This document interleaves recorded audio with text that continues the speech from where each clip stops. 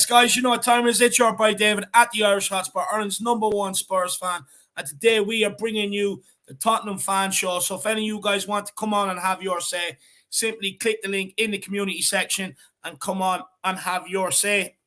If you're not a member, feel free to grab one, guys. It really does help support myself and Jack on our YouTube journey. If everyone grabbed the membership, it's €5 a month. Better than Amazon, better than Netflix, more entertaining as well, guys. So why not grab one? But look, Jack, how are you keeping, my man? Apart from the result, Dave, and maybe the conversations, the tough conversations we're going to be having this week, doing all right. But as David said, I would say not as many lined up as usual. So everybody, I would say, that does already have that membership, I would say not as big of a line. Feel free to hop in, get your say in. Could have a big, a big stage, to speak in front of Dave. A lot of time, to be able to grill David and I. Maybe disagree with David with the Harry Kane antics. Maybe you disagree with my Højbjerg sensationalism. Feel free to anybody that already has the membership to hop on. And then as well, like David said, if you do enjoy the content, and as well, if you've always been wanting to hop on the fan show, really good time to maybe grab that membership as well. And also really is a great way to help David and I on this journey. Really appreciate it. No, 100%. And look, before me and Jack get into maybe some of the talking points from tonight's show, I do want to see what Irish Hotspot Army are in the chat with us. So let's see who we have in the building. We have Sue Smith. She says, only three things certain in life: death, taxes, and Spurs letting us down. Hashtag Harris Army. No, look, 100%, Sue. I mean, look, the weekend was a complete letdown. Let's be honest about the situation. My biggest question is why did they need to get a bollocking at halftime before they start moving the ball a hell of a lot quicker like they did in the second half? Why did they need to be told to do that? Why can't they do that from the off, especially when the game is 0-0 and the onus is on us? Like Brentford would be delighted with a point. The onus was on us to go and get the win there. Like, so why didn't we use that and take that initiative from minute one? Why is Dyer taking 6, 7, 8 touches on a football before he passes it sideways to Ben Davies? Passes have to be a lot quicker. We have to move the ball a hell of a lot quicker, and it was a complete letdown. Big up, Sue Smith. Really appreciate the comment. Brad Smith is in the building. Good to or Brad Matthews, sorry, and he's lost. Not Brad Smith, Brad Matthews. Sorry, I'm not trying to wed anybody. But look, big up, Brad, and he will be coming on to have his say. Chris is in the house, won't be joining tonight, lads. Have a great show. I want to believe we can get top 4, but I don't trust these bottle job players. No, look, it's fair enough, my man. Fair enough. I do hope you're keeping well, though, Chris. I hope things are all well with you at the minute. Anyway, look, it was a bit bottle job-esque against Brentford. Can't really hide away from that fact. It's just like you can play well against Aston Villa, smash them. Same as Newcastle, same as West Ham. Smash all of them when you're chasing top 4. But as soon as top 4 was in our grasps, we started against Brighton, started against Brentford, and failed to get going. Really, it's definitely bottle job-esque. Justin Grierson says, be good to chat about Conte's future as well, if the rumours are true. Look, there's definitely a lot to the rumours. Look, some people actually underneath the comments of the one I put up Friday are absolutely caning me for putting it out there. This is a load of BS and all. Well, what I would say to you guys is why don't you ask me how I know about it 3 days before everybody else started reporting on it? That's the question you should be asking. But look, there's no smoke without fire. Let's be honest about the situation. Look, I think their #1 target is Zinedine Zidane, but he's not 100. He doesn't 100% want that job, from what I gather. And if he doesn't take it, I think they think that they want Conte as their next best man. We also have to remember Paratici was rumored with PSG not so long ago as well. So I wouldn't say there's any smoke without fire. I think PSG probably be looking to bring in someone of Conte's stature for sure. Jack, what's your feelings on that, actually? I think when you really look at it, Dave, the reason it's coming out has to do with the 2 results of recent. But my big thing is with Antonio Conte is that if these rumors are true, what I kind of don't really understand about it is if Antonio Conte were to do it and were to actually leave early, before, even the transfer window were to end, I feel like that doesn't really maybe look as bad on Levy, which is unfortunate. It actually looks a lot worse on Conte, which is not really what we want out of this. I think we all know that, Daniel Levy is the real culprit if he were to leave, but at the same time, it doesn't really give, Daniel Levy the chance to, prove us all right or wrong, or however you want to phrase that. And that's what I would be kind of upset with Conte about it. And I feel like he also would be missing out on an opportunity to really actually see a club as like maybe being like an idol and almost like a cult like figure over at the club as well. And if he were to dip out this early, I just feel like that would be a missed opportunity. And then my other little piece, Dave, just quickly, for him to go to PSG of all clubs as well, I feel like that just doesn't really make sense. For him to maybe go to a different club, maybe back to the Serie A, perhaps another Premier League club, all of a sudden, has a vacancy. I could maybe see it happening, but I don't know, Dave. I just don't see it, like him going to PSG. I think that would also be a horrible career move, to be honest, for him. See, the thing is with PSG, they can offer Conte everything he's wanted. There's no Yeah, restriction. but I think I've said before, like with the PSG, I think I said it to you on the phone today, Dave. Like with Ligue 1, like I just feel like that's not challenging enough of a league for him. It's your season really comes down to 1 or 2 games that you just have to get right. Does he really want all that sort of pressure? Leonardo's not an easy guy to work with either. Almost like the Daniel Levy of sporting Yeah. directors. So I mean, I'm not really sure if it's really cut out, or I just don't think it'd be the best choice of his. And like I think a lot of people would agree with me. I think it just doesn't really reflect well on Conte, and I would rather it reflect poorly on Levy. But if he were to leave early, I don't think it reflects as bad on Levy, which is unfortunate. Yeah, yeah. Welsh guy in the building. Big up, lads. Always a pleasure. Come on, you Spurs. Hashtag Harris Army. Hashtag Flatcap Army. Big up, Welsh guy. I hope you're keeping well. We have Dylan Thomas says, I feel everything fell apart the day Moussa Dembele left. He was the GOAT. Look, it's hard to deny that, It's hard to deny that. Look, Moussa Dembele was absolutely unbelievable. And look, it was always going to be hard to replace him. I think they thought Ndombele would be that guy, but unfortunately, the guy just doesn't have the willingness to run around after football. He'd probably rather run around after a Kit Kat. It's a shame. It's a shame, to be honest with you. But look, we have this summer to put things in place. For me, I still think we need not only to replace Dembele, but we need to get 2 centre-backs. We need to replace Dyer and Davies, in my opinion. We need to replace our right wing backs for sure. Maybe add another one to the left wing back. Look, Session just didn't cut it for me yesterday whatsoever. I thought he was absolutely piss poor, but I'll touch on that with Jack in a minute. And look, I think we still definitely need that extra another midfielder just to offer us that something different off the bench. But big up, Dylan. Really appreciate the comment, my man. Big up, Mick. I hope you're keeping well. Always We're good all to see you, brother. man. Good to see you. We have the Bertie Hotspur. Big up, David and Jack. Let's go. Hashtag come on, you Spurs. Hashtag back Conte. Big up the Bertie Hotspur. I hope you're keeping well, my man. We have Ricky Nados says, evening, brothers. Still believing. Need to start games on the attack. Quick passing. Not allowing pressure. Come on, you Spurs.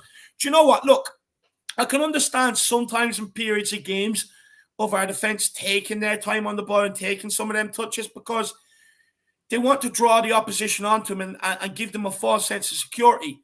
But there's no point in Dyer doing that and then passing it sideways to Ben Davies. If you're drawing them out, that first pass has to be forward. Has to be into the midfield. It has to be into the front line. No point in drawing them onto you and then passing it sideways to Ben Davies and just putting them under pressure and putting the whole back line under pressure. If you're going to do that, it's got to be forward. But when to start a game doing that and to continue doing that for 45 minutes until you get a bollocking, it's not good enough. I mean, Jesus Christ, wake up, Moonhead. There's plenty of space up in that head to realise we're the ones chasing that game. So get your foot on the ball, one touch, bang. And funny enough, as soon as you started doing that in the second half, look what happened. All of a sudden, gaps started appearing in the Brentford backline. You know, it's absolutely ridiculous. Yeah. Big up, Ricky. I hope you're keeping well. Good to see you, Ricky. Derek Hutchins says, good evening, David and Jack. Big up, Derek. Good to see you, brother. I hope you're keeping well, man. We got Paul. Hi, lads. Hope you have a good day. We're having a great day. I hope you're having a good day, Paul. Big yourself up, my man. We have Duncan Rap Band says, evening, guys. Big up, Duncan. Good to see you in. I hope you're keeping well, Duncan. We have Dan Davenport. Yo, David and Jack, what do you think of Conte rumors to manage PSG next season? Gave a good rant on it a few seconds ago, Dan. If you missed it, I would check it out. But I think we're just catching up anyways. So good to see you, though, Dan. Good to see you in here. And we will be asking all the guests their thoughts and feelings on it as well. Dave Tyson's in the building. Big up, Dave. I hope you're keeping well. Good to see you in, lad. You got Georgie with that lovely badge beside his name, just like Welsh Gal as well. Big up, Dave and Jack. Big up, George. I hope you're keeping well, my man. Good to see that badge beside the name. Paddy Higgins got so jealous he wanted one himself as well. Big up, Paddy. Link is up in the community section. Just click on the link if you want to come on and have your say. It would be good to put a face to the name. Big up, Paddy. I hope you're keeping well, my man. Legend, Paddy. He says, big up, lads. Heartbroken with these 2 last results. Not sure if the tactics were wrong or not, but the effort was definitely lacking. Can't understand that. Well, look, we do have Sean Butler in the background. Me and him had a good conversation about it yesterday over the phone, actually, and we completely disagree with each other. So I'm sure it'll be a very, very good conversation to have, Paddy. Big yourself up, my man. We have Tyler Gretzula. I don't get how we have an insanely good top three, yet we can't score against Brighton and Brentford when we are on fire.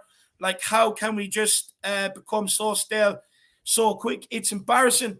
Look, I was saying to Jack, and look, I couldn't find the stats, and I wanted to put them in tomorrow's show because I'm convinced. If you look at the Newcastle game, the West Ham game, and the Aston Villa game, compared to the Brighton and Brentford games, for me, there's no way we covered as much distance in the last two games as we done in the previous three games, on or off the ball. You look under Nuno, people are saying it's gone back to Nuno times. Well, yeah, because everything's just so static. There's not enough movement going on. And for me, I definitely do think that the kilometers covered is way down compared to the three games previous. There's no way that they're the exact same. And you look when Conte came in compared to when Nuno came in. When we had Nuno, we were covering, I think it was just under 100 kilometers. And it was like the lowest in the Premier League. And then Conte came in and we were covering 115 kilometers. And it brought us up to the top tier of the league in terms of distance covered. But I'm convinced now, I'd love if someone could find them numbers for me. If you know any back alley that Jack doesn't know, if you could get me the distance covered from them three games compared to the last two, because I'm convinced that has a massive part to do with it. Big up, Ben Kaufman. Good evening, everyone. Big up, Benji. Can you smell what the Kauf is cooking? Big up, Benji. I hope you're keeping well, brother. We've got Chris. Big up, Chris. Really appreciate Chris. The donation, my man. He says, I have defended Emerson, but no more. He's nothing but a Brazilian winks, and the wingbacks were awful. I'm kind of gone down the same pathway as well here, Chris, to be honest. And with Emerson, I kind of just wanted to back him from the beginning because, he's new blood, into the team, Chris. And we knew we had so many problems over this, kind of summer. We knew that there needed to be a lot of bodies that needed to come in order to fix the issues at Spurs. I kind of just wanted it to work out. I wanted him to be that player that would fix a lot of issues at this club and be exactly that right back that we've been searching for what, to be honest, since ever Kyle Walker really left, to be fair.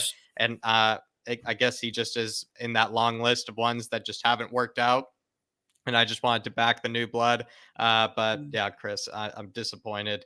It didn't work out. And yeah, I'm getting on the train as well. I'm a very late comer, very big late comer to that train of, not backing Emerson, but, maybe reluctantly got on this train. But yeah, I wanted to back him from the beginning, but he's just proven to be a woeful footballer now. But I would say, Chris, the only thing I would keep him around until, when we have the new kits and everything that are released with the photo shoots, him and Sonny, I think you just keep him around for the photo shoots. Once those are done, then you just sell him off to Villarreal or wherever all Spurs players go these days.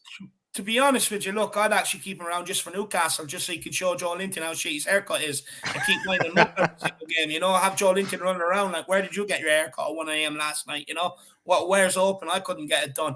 But no, look, I've defended Emerson, and look, it just hasn't worked out for the poor guy. I mean, he's as much footballing ability as someone with two left feet, to be honest with you. He's just so clumsy on the football. I mean, at one stage yesterday, and after it, actually, Conte hauled him off, and rightly so, is he went to pass a ball to Sanchez. And I mean, that's just a simple pass. It's a simple pass to complete.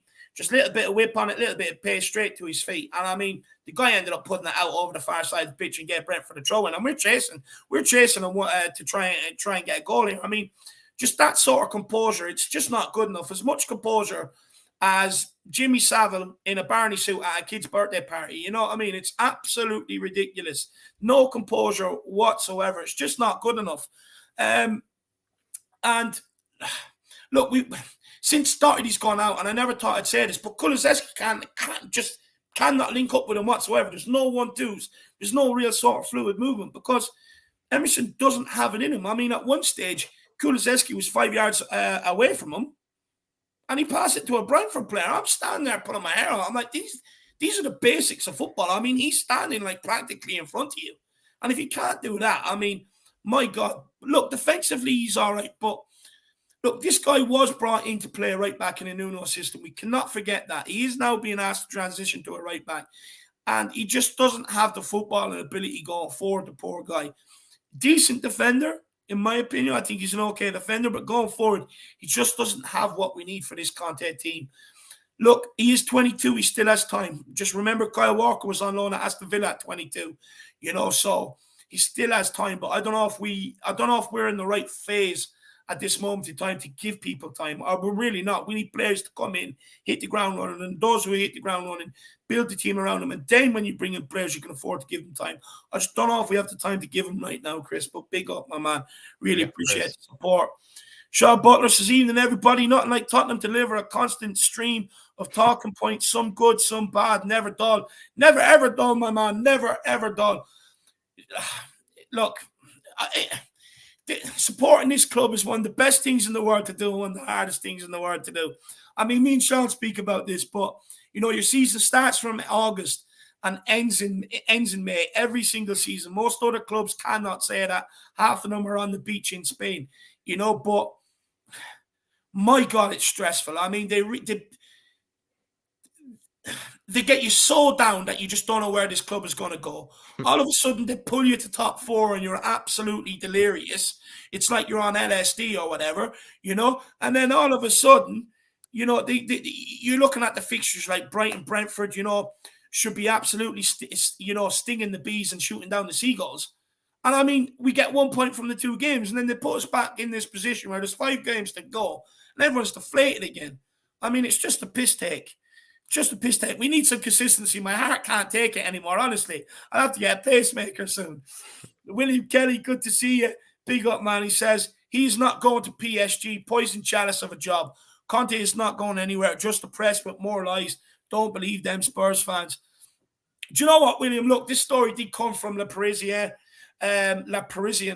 And to be fair, they are reliable when it comes to sort of PSG news.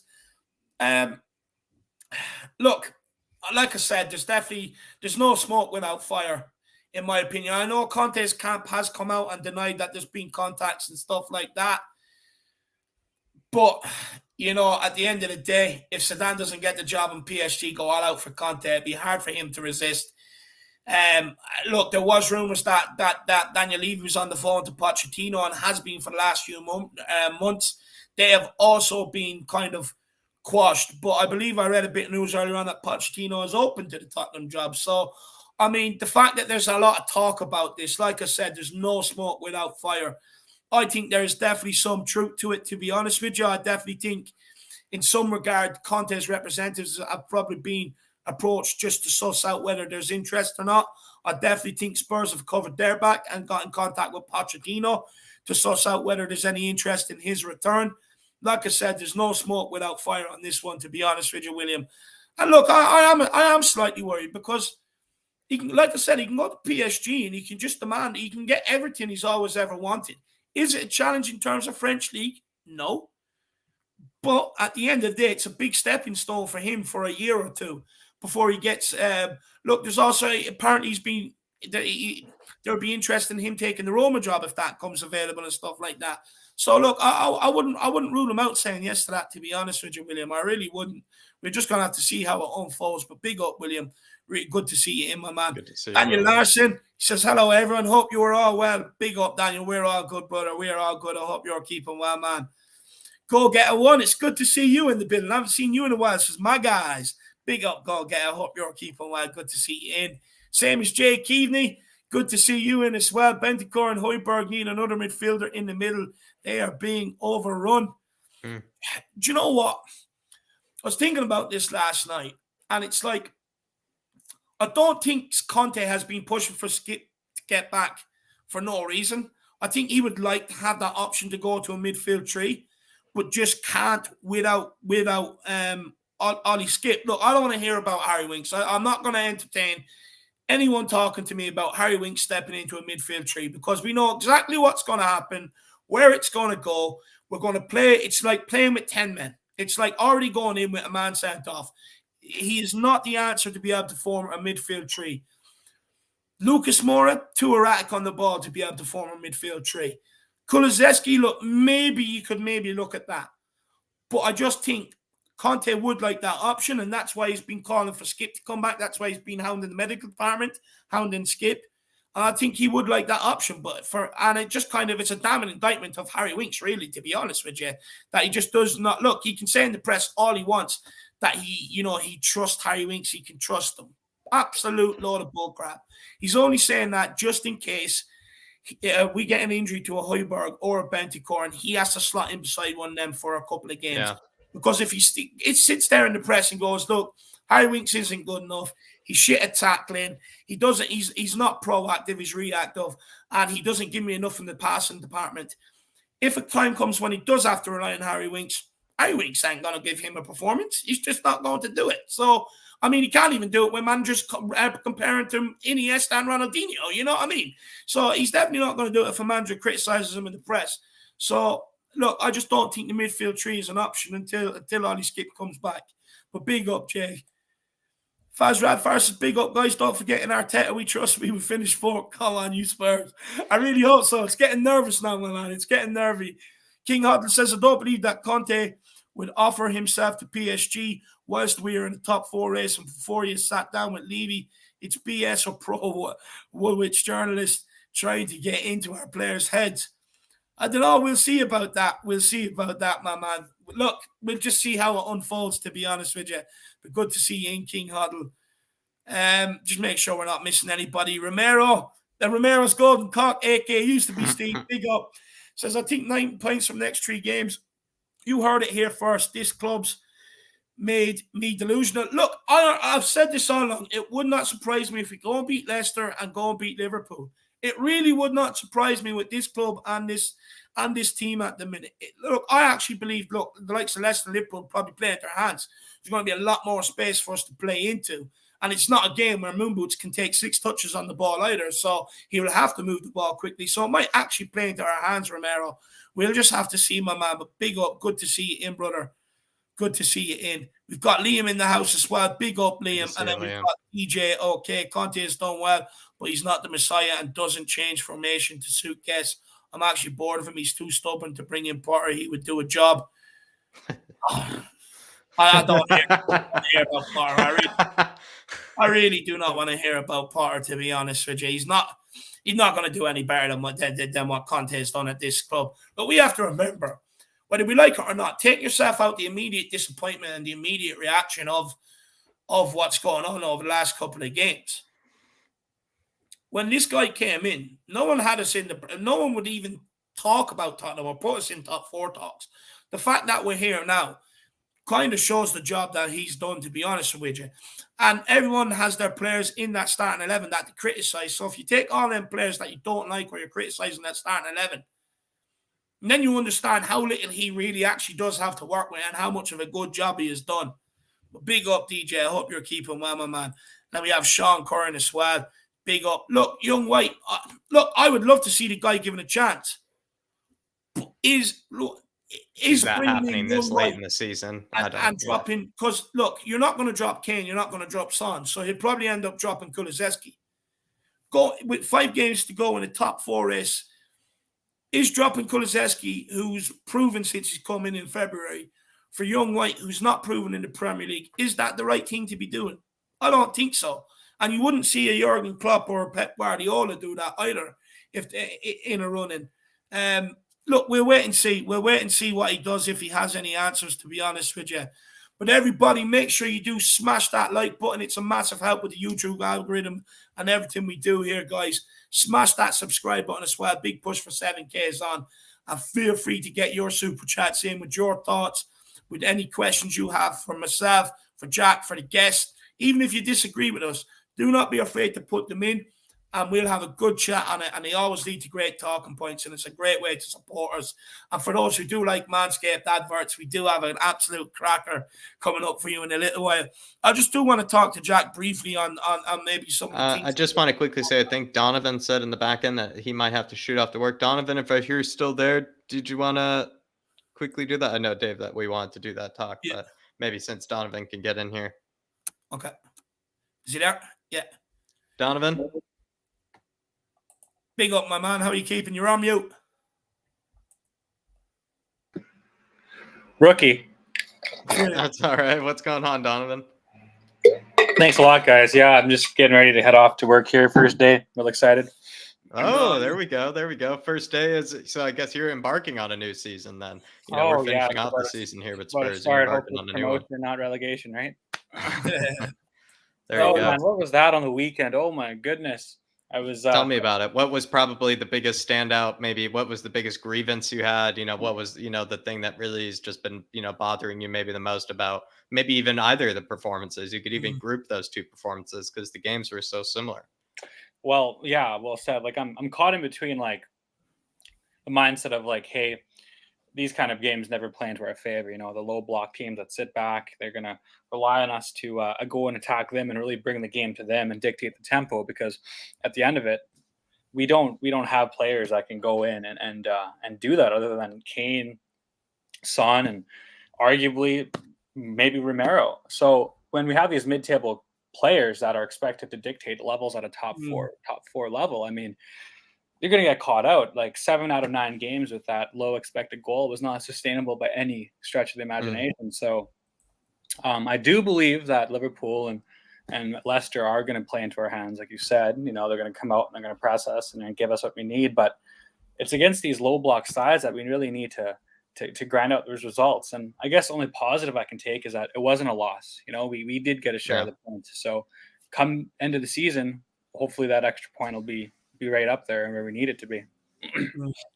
Do you feel like people are figuring out Conte's tactics? Like, do you think it's the last 2 results? Do you think they're just Conte's tactics, or do you think it's the player's effort that also needs to be taken into consideration? Oh, I don't want to raid and shit on anyone too about, but Emerson, man, I can't get over that. Yeah, like you could totally tell in the first half that we were void of creativity because every time the ball would get to that end of the pitch, Romero would just stand up and look at him and then have to pass the ball all the way back to the other side because Emerson can't do anything going forward. Like it's a piss poor fullback who can't even cross the ball. And you never want to get on our players, but I mean, like it was just so apparent that you just force the ball to that side and it would be dead. Nothing more. You couldn't go forward. You couldn't pass it back. And Dave mentioned that pass, that simple 30-yard pass that he couldn't even get to Sanchez. He kicked it right to the first row. Like, come on, man. Yeah. It's so frustrating when you're pushing for points and when you need everybody to put a solid effort in. Your fullback can't even get up the pitch. So that caused us a imbalance. Our left wing back could push up a little bit, but our right back couldn't do anything. So you saw once Kulusevski was back there, I think it was our first overlapping run, and that was in the 80th minute. So yeah, I don't know, guys. Like I don't want to get on anyone's back, but I mean that was just poor. That was poor. If Conte was to change it up tactically, what would you like to see from him? Well, I mean, Kulusevski in the back would be ideal, or even maybe give a younger lad a go, like that white guy. I saw him in the Harvey White. Yeah, putting on those free kicks and stuff. But tactically, I mean, we're solid. For the first while, we've had like a solid set 11. That's nice. We can anticipate what to go out. And like I said, I think if we just ride this wave, like it'll come dividend in Liverpool. Because they'll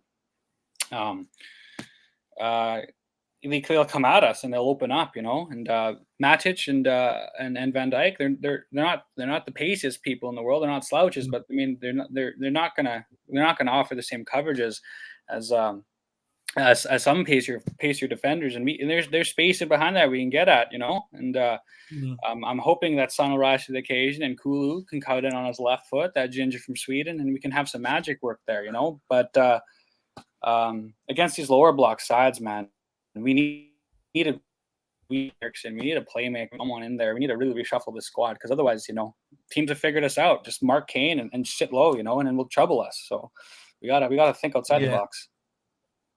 Yeah, you do got to start think outside the box. Just want to quickly say, how do you say it, Dave? I think you've done it before. Mizraoui. Have you did it? It's almost like Mazraoui, that right wing back we should have got.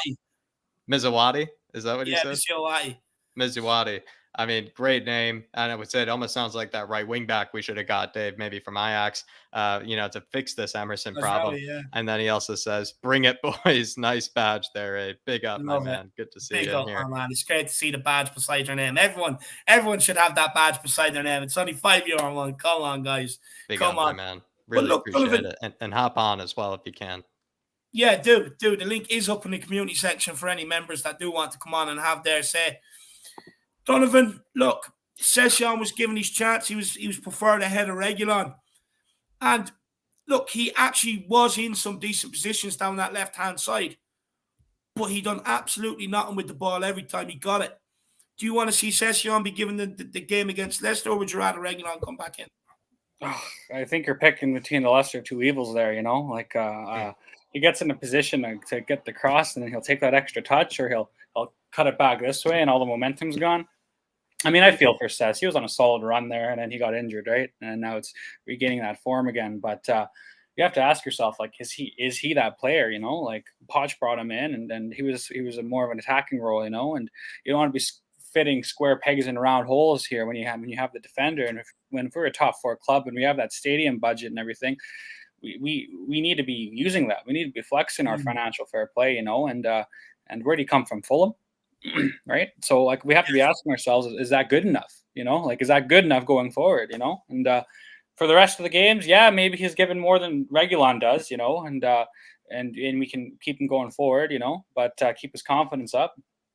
But we need to pick it up, because sentiment only gets you so far, right? Sentiment doesn't win you trophies. Sentiment doesn't get you top 4, and I guess we'll see Leicester.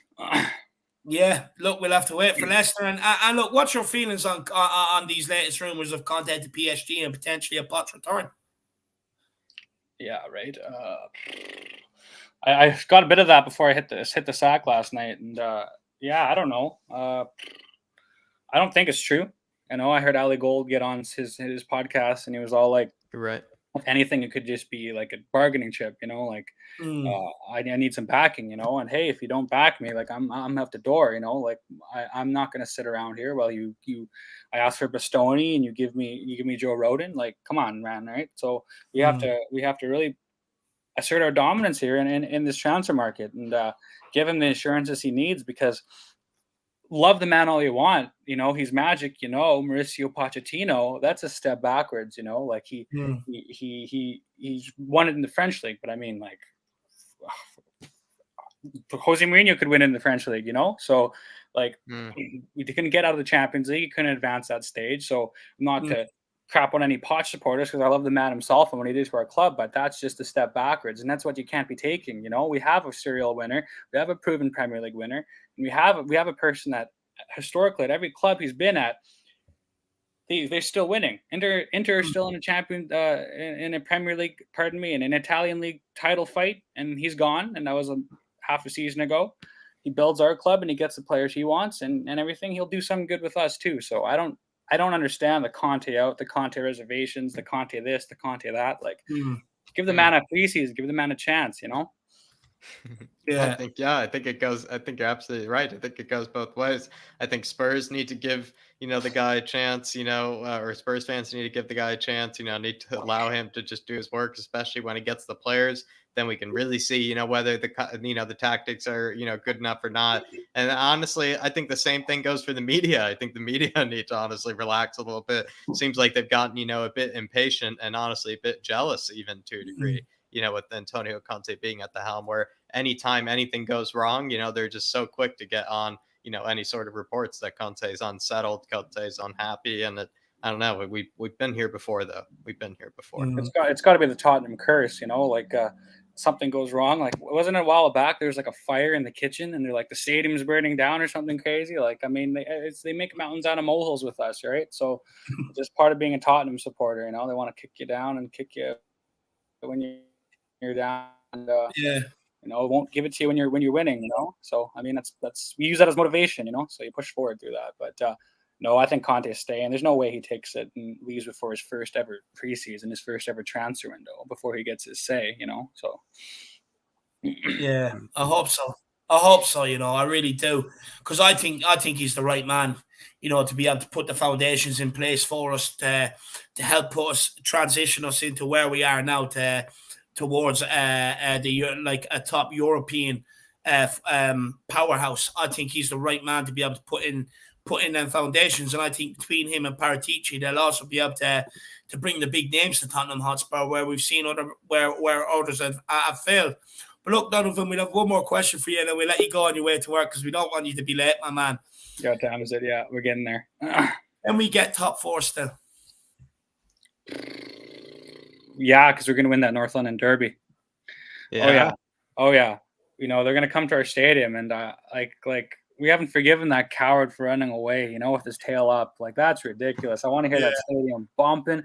Oh my goodness. Like, we've hit form at a good time, but what a good way to puncture that balloon and let all that air out, you know? Like,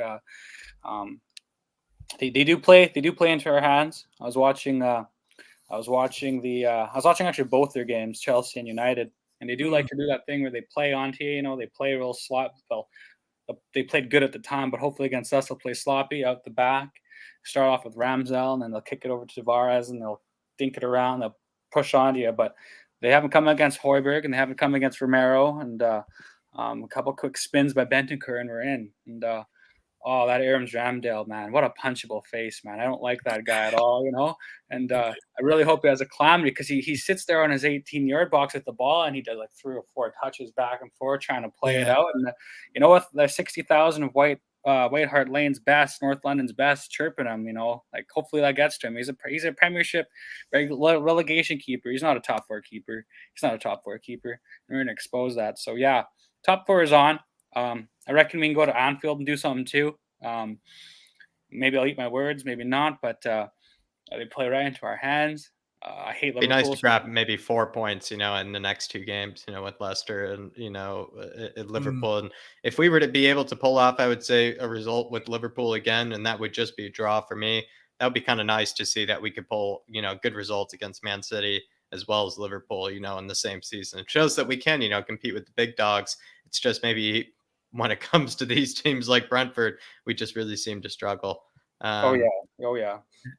But yeah, it's going to come down to that North London derby. I completely agree.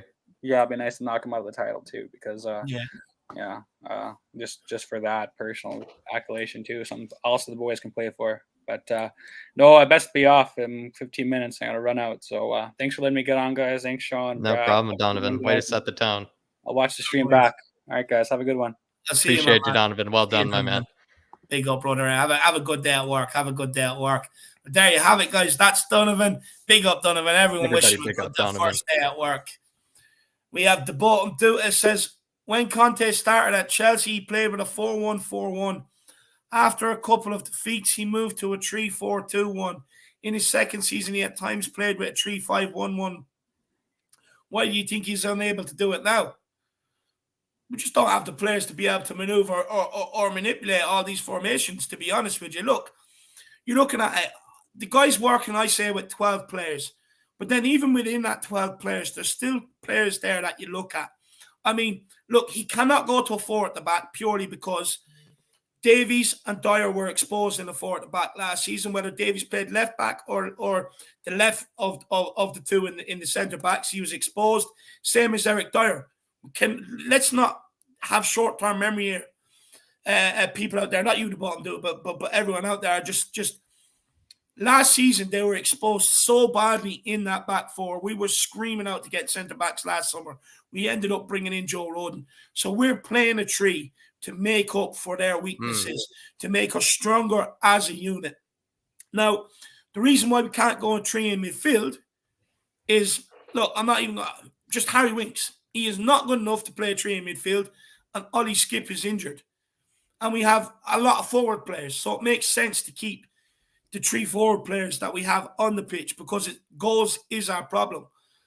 But it purely comes down to having the personnel to be able to make these changes, having players that you can dip in and out, players that you can rely on, players that you can add into a certain system or formation that really helps that formation evolve. And we just do not have that at Tottenham right now. We do not have a big enough squad or the personnel to be able to try these things, in my opinion. Jack, what do you think? I completely agree, Dave. But you could make that argument that like the 4-2-4 could be available to us. And Bottom Duda knows what I'm talking about. He sent me an email, Dave, where a long time ago, Antonio Conte even, did some weird Instagram post where he was, so proud of, a game where he was rocking a 4-2-4, I believe, with Inter. But I feel like with the 4-2-4 is that maybe not defensively solid enough, especially knowing that Antonio Conte is one of those guys who wants to be a bit more defensively solid. It's just tough to bottom Duda. And considering what he wants to do, considering the shape that he wants to work with, the formation he wants to work with, you could say that maybe the players that we have are at our disposal, he's just not really comfortable, really changing things up very much or making a lot of variations, which perhaps is going to come to our detriment. I feel like, if we're able to still, compete for a European spot at the end of the day, I think that's much more than any of us ever expected at the beginning of this sort of, Antonio Conte reign, even this Nuno reign, if you go back that far. I would be really disappointed if all of a sudden we got figured out at the end of the season. That would be kind of a major kind of anticlimax, especially with the way that we've been playing. Before this situation, Tabata Duda, we were talking about being like the best striking team in Europe. All of a sudden, we were the most lethal team up front, and basically Europe's top 5 leagues. And to see us kind of be stifled so easily all of a sudden is a big worry. Will he switch things up? I really doubt it, but I don't know. He is capable of it. But to answer your question, he is capable of it. The reason he's not doing it is, like David said, probably a huge portion of it just has to do with the players available and the players that he actually trusts in order to do what he really asks of them, which is unfortunate. And the bottom do it. Look, for me, I'm not looking at the tactics purely because when we were chasing, we annihilated West Ham. Tactics worked perfectly. Annihilated Aston Villa. Tactics worked perfectly. And annihilated Newcastle. The tactics worked perfectly. And 3 of them teams are more established teams in the Premier League than what Brighton and Brentford are. And they're better teams. So if we can go and smash them teams, but then the soonest the pressure's on them, all of a sudden we're flat. No one wants to take that risky pass. No one wants to be the one to make that mistake, to give away that goal. We start getting nervy. And as well, and the reason why I say it, I mean, you look at the first half against Brentford, how slow we were on the ball, how even out of possession. No one really was pressing or being proactive about going and winning the ball back. We were just happy to let Brentford get set piece after set piece after set piece and defend it. We done absolutely nothing. Why does it take till half time for them to get an absolute bollocking off Conte to come out and start performing? Because the second half was better than the first half. We were on the ball a hell of a lot more. We were finding little pockets of space. Now, our decision making in the final third was absolutely woeful, and we will be going through that tomorrow on the tactical breakdown. But it was better the second half. And that is purely down to player effort. That's all that is. That's down to players wanting to do the right thing, being pumped up because Conte gave them a rollicking. That's all that's down to. That's not down to a tweak in tactics or a change in tactics. The Aston Villa maybe was when we started going long ball, but this one wasn't. It was just down to pure player effort. Why couldn't they start like that? Why couldn't they start the game like that, knowing Arsenal beat Man United, knowing the onus was on us to go and get the 3 points and go and make a game of this game? Why are we waiting for our manager to bollock us at half-time? And for me, that's why it doesn't go down to tactics. It purely goes down to players' effort. None of the players were complaining, or none of the fans, bar Sean Butler, to be fair, were complaining about the tactics, when we were winning. So, I mean, I don't get why we're all of a sudden talking about it now. Look, I've seen the same common recurring team under Jose Mourinho, under Nuno, and now under Conte.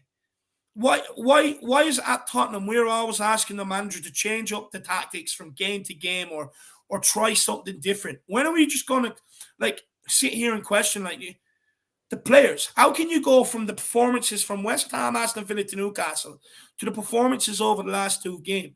You got to question the players' desire and hunger here. I just don't we're asking the manager to do something that no other manager in the Premier League really does. They come in, they set the stall out. This is the way we're playing. Because as a manager nowadays, you have such short time to impress or you're gone. They come in and they stick to their way and their ideologies and the way they play. And it's up to the players to get a grasp of that. Some players take to it, some players don't. But Pep Guardiola very rarely changes. Klopp very rarely changes. You even want to go down to down towards the bottom of the league. Half of them managers very rarely change the way they play either. Why at Tottenham are we all of a sudden saying, we need to do this? There's 5 games to go. Antonio Conte is not going to move away from his tactics to be able to try something different with 5 games to go. In fact, usually when managers start trying different things, that's the signal that it's coming to an end. Yeah. Because they're panicking and they're starting to chop and change things up. And if he starts to do that, that'll be the next question. That'll be the next question. At some point here at Tottenham Hotspur, we have to sit here and accept that we have to trust in a manager's way and his philosophy and let him build the foundations to bring us forward for this rebuild. Install whatever it is he brings, like Conte, install the winning mentality to win at all costs, getting the players in the right shape, right mind frame and stuff like that. You've got to install that and you've got to allow that happen so that once he goes, you can kick on from there. You can't keep, just because it's not working in 2 games, go, we need to try this, we need to try that. We're also like people saying, we need to go forward at the back. Okay, that's all well and good.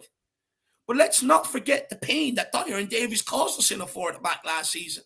It's not doable. It's not good enough.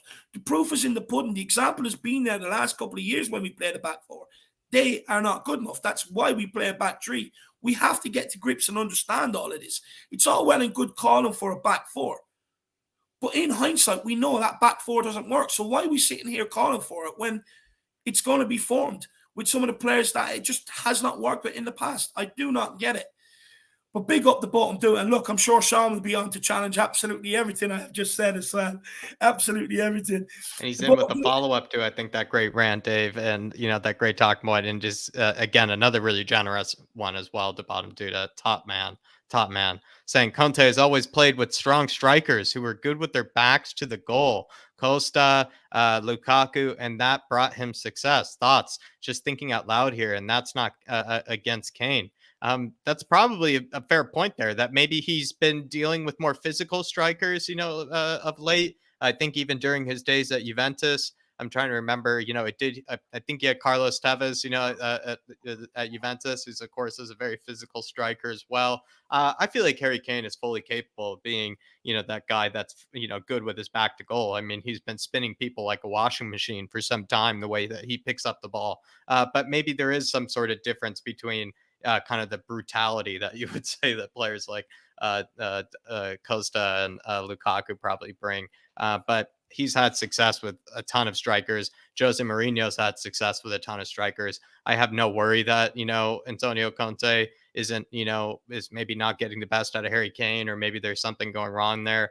We've seen almost at one point a better Harry Kane than we were ever even seeing under Jose at one stage here under Conte. So I actually have no worries here. What I think Bottom Duda is pointing out, though, is that, with the likes, Dave, of like Douglas Costa and whatnot, Diego Costa, he did have those kind of like brutal, almost brute number 9s that were kind of just absolute shit houses and everything. And Harry Kane isn't exactly one of those. He's actually a bit of a finer wine in comparison maybe to those two. But Kane can play like that. Kane can hold up the football. And the thing is, we've seen it against Brentford. But maybe it's like the running into space, doing kind of that dogged work that those two, that maybe Kane just, to be fair, just isn't that sort of player, where I think maybe that's what Diego Costa brought, as well as, Lukaku brought. You ping it into the corner, they just run over there, hold up the ball. You're able to get the whole team out, maybe that sort of thing. I think the bottom dude is talking about, in terms of getting the ball into them and holding them up and getting support up there. But that happened against Brentford. We were trying to play balls into Harry Kane's feet. In fact, we played Kulu a couple of times, but we couldn't hold it up because they were being outnumbered. Sometimes it was 2-3 against 1, and we're not getting enough bodies forward to be able to support that. Against Aston Villa, when we did go long ball, we got bodies to support it, but against Brentford, we didn't. If Kulu had the ball, Kane and Son were too far away. If Kane was trying to hold up the ball, Son and Kulu were too far away. There just wasn't enough support in around what we were trying to do. I think Kane can do that. But look, I agree. I do think we definitely need another second option, a second striker that you can bring off the bench, or, a second striker that you can kind of change your approach play, where you can get the ball out wide, get balls in the box, and get him to go and attack it. Someone like a Mitrovic would be perfect for that. Someone like that idiot that played for Brentford the other day up front. What's his name? Ivan Toney. Perfectly from corners for them, from set pieces and stuff like that. We definitely do need another option, but I want an option that I know, and I get that feeling that when he does come off the bench, or if we are taking off Kane and bringing on this guy, that he if a chance falls to him, he is going to take it. He is going to score. I don't want to be sitting there living in hope like we were with Carlos Vinicius, like we had before last season. I don't want that. I want someone that I know, like someone like, for example, a Danny Ings, that you know this guy's coming on. If a chance falls for him, he has a goal in him. Someone that's tried and tested and proven. But big up the bottom, do it. Really, really generous as well, my man. And we say hi to just a couple more people. We've got Stefan Blois, Super Tottenham. Big up, Ellie. And we've got Neil Shafton as well. Big up, Neil Shafton. And Ellie, a lot of people criticising Højbjerg on his performance yesterday. Do you know what? I actually disagree with it, Ellie. I think if you go back and look at the game, some of the best moments we had in that attacking third, just like Brentford, stemmed from Højbjerg, stemmed from his passing or his desire to drive by people and try and make something happen. So I don't think he has as bad a game as everybody says he did yesterday. But I have noticed something lately, that when Tottenham have a bad result, people are very quick to make it Kane's fault, Højbjerg's fault. There's certain players that they're very quick to make it their fault. And it's like, how can you just pick them out? You know, everybody was poor. Everyone was piss poor. You know, the question is if Harry Kane doesn't step up and provide the assist or the goals that he has been over the last few weeks, because he's been the one where most of our attacks have spring from when we bet Liverpool, when we bet West Ham, when we bet Newcastle. When he can't do that, or he's being marked out of the game to do that, who else is going to step up and make something happen? And the answer is absolutely nobody. So I just don't agree with it. But big up, Eddie. It's good to see you in, love. It really is good to see you in. Legend. Look, we are going to keep cracking on. We'll start getting on the guests now. First guest we have is Brad Matthews. Then we've got Sean from Spurs Talk Show. Then we've got Michael, who had a good conversation with on We Are Tottenham TV the other day. And we've got Paul Osper as well, who was on here last week. But look, let's bring on Brad Matthews. Let's see what he has to say.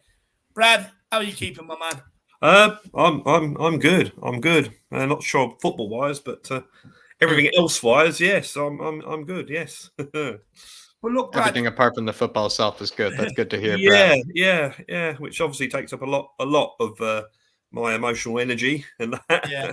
But look, let's kick it off, Brad. I mean, the last two performances, results. Whose fault is it? Is it down to Conte's tactics, or is it down to the players' effort? You got to put it on the players, because we've been overrun in midfield in those two games against Brighton and Brentford, and all it would take, you can tweak the formation and make it a 3-5-2, but we haven't got that extra player, that third midfielder. We haven't got. You were saying earlier, it's not Harry Winks. I don't really even think it's probably Skip either, if Skip was fit. We haven't got that extra player. And the one player that we need was playing for the opposition on Saturday, and that was Christian Eriksen. And that was Conte play. I was listening today. Conte played this 3-5-2 when Milan won the title, when he had Eriksen in that third midfield position. So the answer is staring us in the face that when we have these teams that sit at the back, we need someone like that. So I think we're lucky that, well, not lucky, it's the wrong word, but our next three games will be against teams that will probably come at us. Liverpool obviously will, Arsenal will, and I imagine Leicester probably will, although I'm hoping that, well, not hoping, but Leicester probably might have a weakened side when we play them. But I think it's down to the players. We were speaking earlier about why they just seem so lethargic in first halfs. Yeah. It's not a new thing. Let's face it, against Villa and against Newcastle, we were pretty poor in the first half. It's not a new thing. And it's like we seem to be waiting for the team to die, and then pouncing sort of thing. Do you feel like we're not trying to take any risks, in the first half, Brad? That's what I think it sometimes is. Yeah. We're not trying to make a dangerous pass, even if that pass may lead to a counterattack to the other team. We play too safe in the first half. Yeah, I'm slightly worried in the last two games that it's very similar to what we used to do on the Nuno, and that was pass it sideways all the time. We have another problem, which is obvious, I think, and that's the wing backs. We just haven't got decent wing backs at the moment, which gives us width, more of an attacking threat. I've tried to defend Emerson. I've tried to give him support, but no, he's obviously not good enough, and he doesn't. he gets the ball and he's always looking to pass it inside, and he couldn't even do that on Saturday. So it's unfortunately we're stuck with him, and we've got to support him. But we haven't got those players. Sessegnon doesn't seem to have any confidence. Whether that's because he's had the injuries, I don't know. I believe that Reguilon had a slight groin problem. That's why he didn't play. So I would be. I know we shouldn't change formations, but I'd be inclined to play Reguilon if he's fit, and give Steven Bergwijn a chance at right wing back. At least you're going to get the attacking option there. Do you think Conte would trust him defensively, though, Brad? Yeah, this is a big problem. I do remember when Bergwijn played on the right side of the midfield under Mourinho, and I think it might have actually been against Leicester actually, where we won quite easily, and I think he did track back a lot in that game. He certainly got the fitness and the energy to do it, but yeah, you're right in what you were saying just a few minutes ago. No one was moaning about this team when we were putting 5 past Newcastle and 4 past Villa. So why is everyone panicking? We just got to trust in Conte and the players we got there, and hope that we can get enough good results. I mean, we suffered last week in the very fact that football, as Jimmy Greaves' spitting image puppet always used to say, football's a funny old game, and I'll probably make this joke every week, but we would have expected Spurs to beat Brighton and Brentford and Arsenal to lose against Chelsea and Man United, and the opposite happened. So you just can't read football. You just can't read football. To be fair, Man United were goddamn awful, and that penalty was awful as well. Yeah. And Chelsea, I'm not a conspiracy theorist, but Chelsea looked like they were just purposely not playing to piss us off. It was, they only seem to bring their A game when they play us. Yeah, they're rubbish against all these other teams. So they play us and they bring their A game. So. I said on Twitter, Brad, I wouldn't trust them to hold the door for me. It's that sort of team. Exactly. We just knew that they would do it. But you were speaking earlier about the wingbacks, and not being a threat. What do you feel like with, we saw Reguilon do absolutely nothing against Brighton. And I feel like with Sessegnon, it was more or less a bit of the same story, against Brentford. So what are your thoughts with that, sort of pair? Which one is better? Which one is best for, riding out the rest of these games? Well, I think speaking of Reguilon against Brighton, it probably comes down to what you were saying about not wanting to take risks. So he's going to, not get as far forward. I remember because when in the second half, when Spurs were attacking the south stand, my seat you can see when the wing backs are up. You can tell, and they just weren't. I hardly saw Emerson. I hardly saw Reguilon in those positions. Sessegnon, again, this is supposed to be a player who's got pace and can take players on, but he doesn't. Now, whether that's a confidence thing, I don't know. But at the moment, we're very, very spar. I would between Reguilon and Sessegnon at the moment, I'd toss a coin. It's just feeling that way. Yeah, it's that way, and it's sad. But let's face it, we were getting good results, so it's not time to suddenly panic and think it's all over. It's still very obviously it's in our hands, as in fact it's in Arsenal's hands as well. So that North London derby, as much as we didn't really want it to be pivotal, I think it's looking like it might be. Well, look, Brad, I'll give you the remaining fixtures now, and just for Tottenham, Arsenal, and Man U, and just let me know. So we've got Leicester, we've got Liverpool, we've got Arsenal, Burnley, and Norwich. Yep. Arsenal have West Ham, Leeds, us, Newcastle, then Everton, and Man United have Chelsea, Brentford, Brighton, and Palace. Right. Well, I think Man United. We're 6 points ahead or 5 points ahead. ahead. Well, I can't see Man United. So if we look at Tottenham's results, because I mean it's what we do really at the end of the day. Leicester and Liverpool, and then if we were just to compare Arsenal and Tottenham, you would be looking at West Ham as hosting Arsenal this coming weekend, where we're also though being hosted, I believe, by Leicester, unless we're hosting Leicester. We're hosting Leicester. So do you see us having a good chance, beating Leicester at home? Well, whereas, yeah, I was looking at the tables the other day in the Romanian fixtures, and I think we need 12 points from our last 5 games, but we have to beat Arsenal. That's based on beating Arsenal. So if we beat, I go on the premise that we win our home games. We must win our 3 home games, which includes Arsenal, And I think we must win at Norwich away on the last day of the season. So there's 12 points.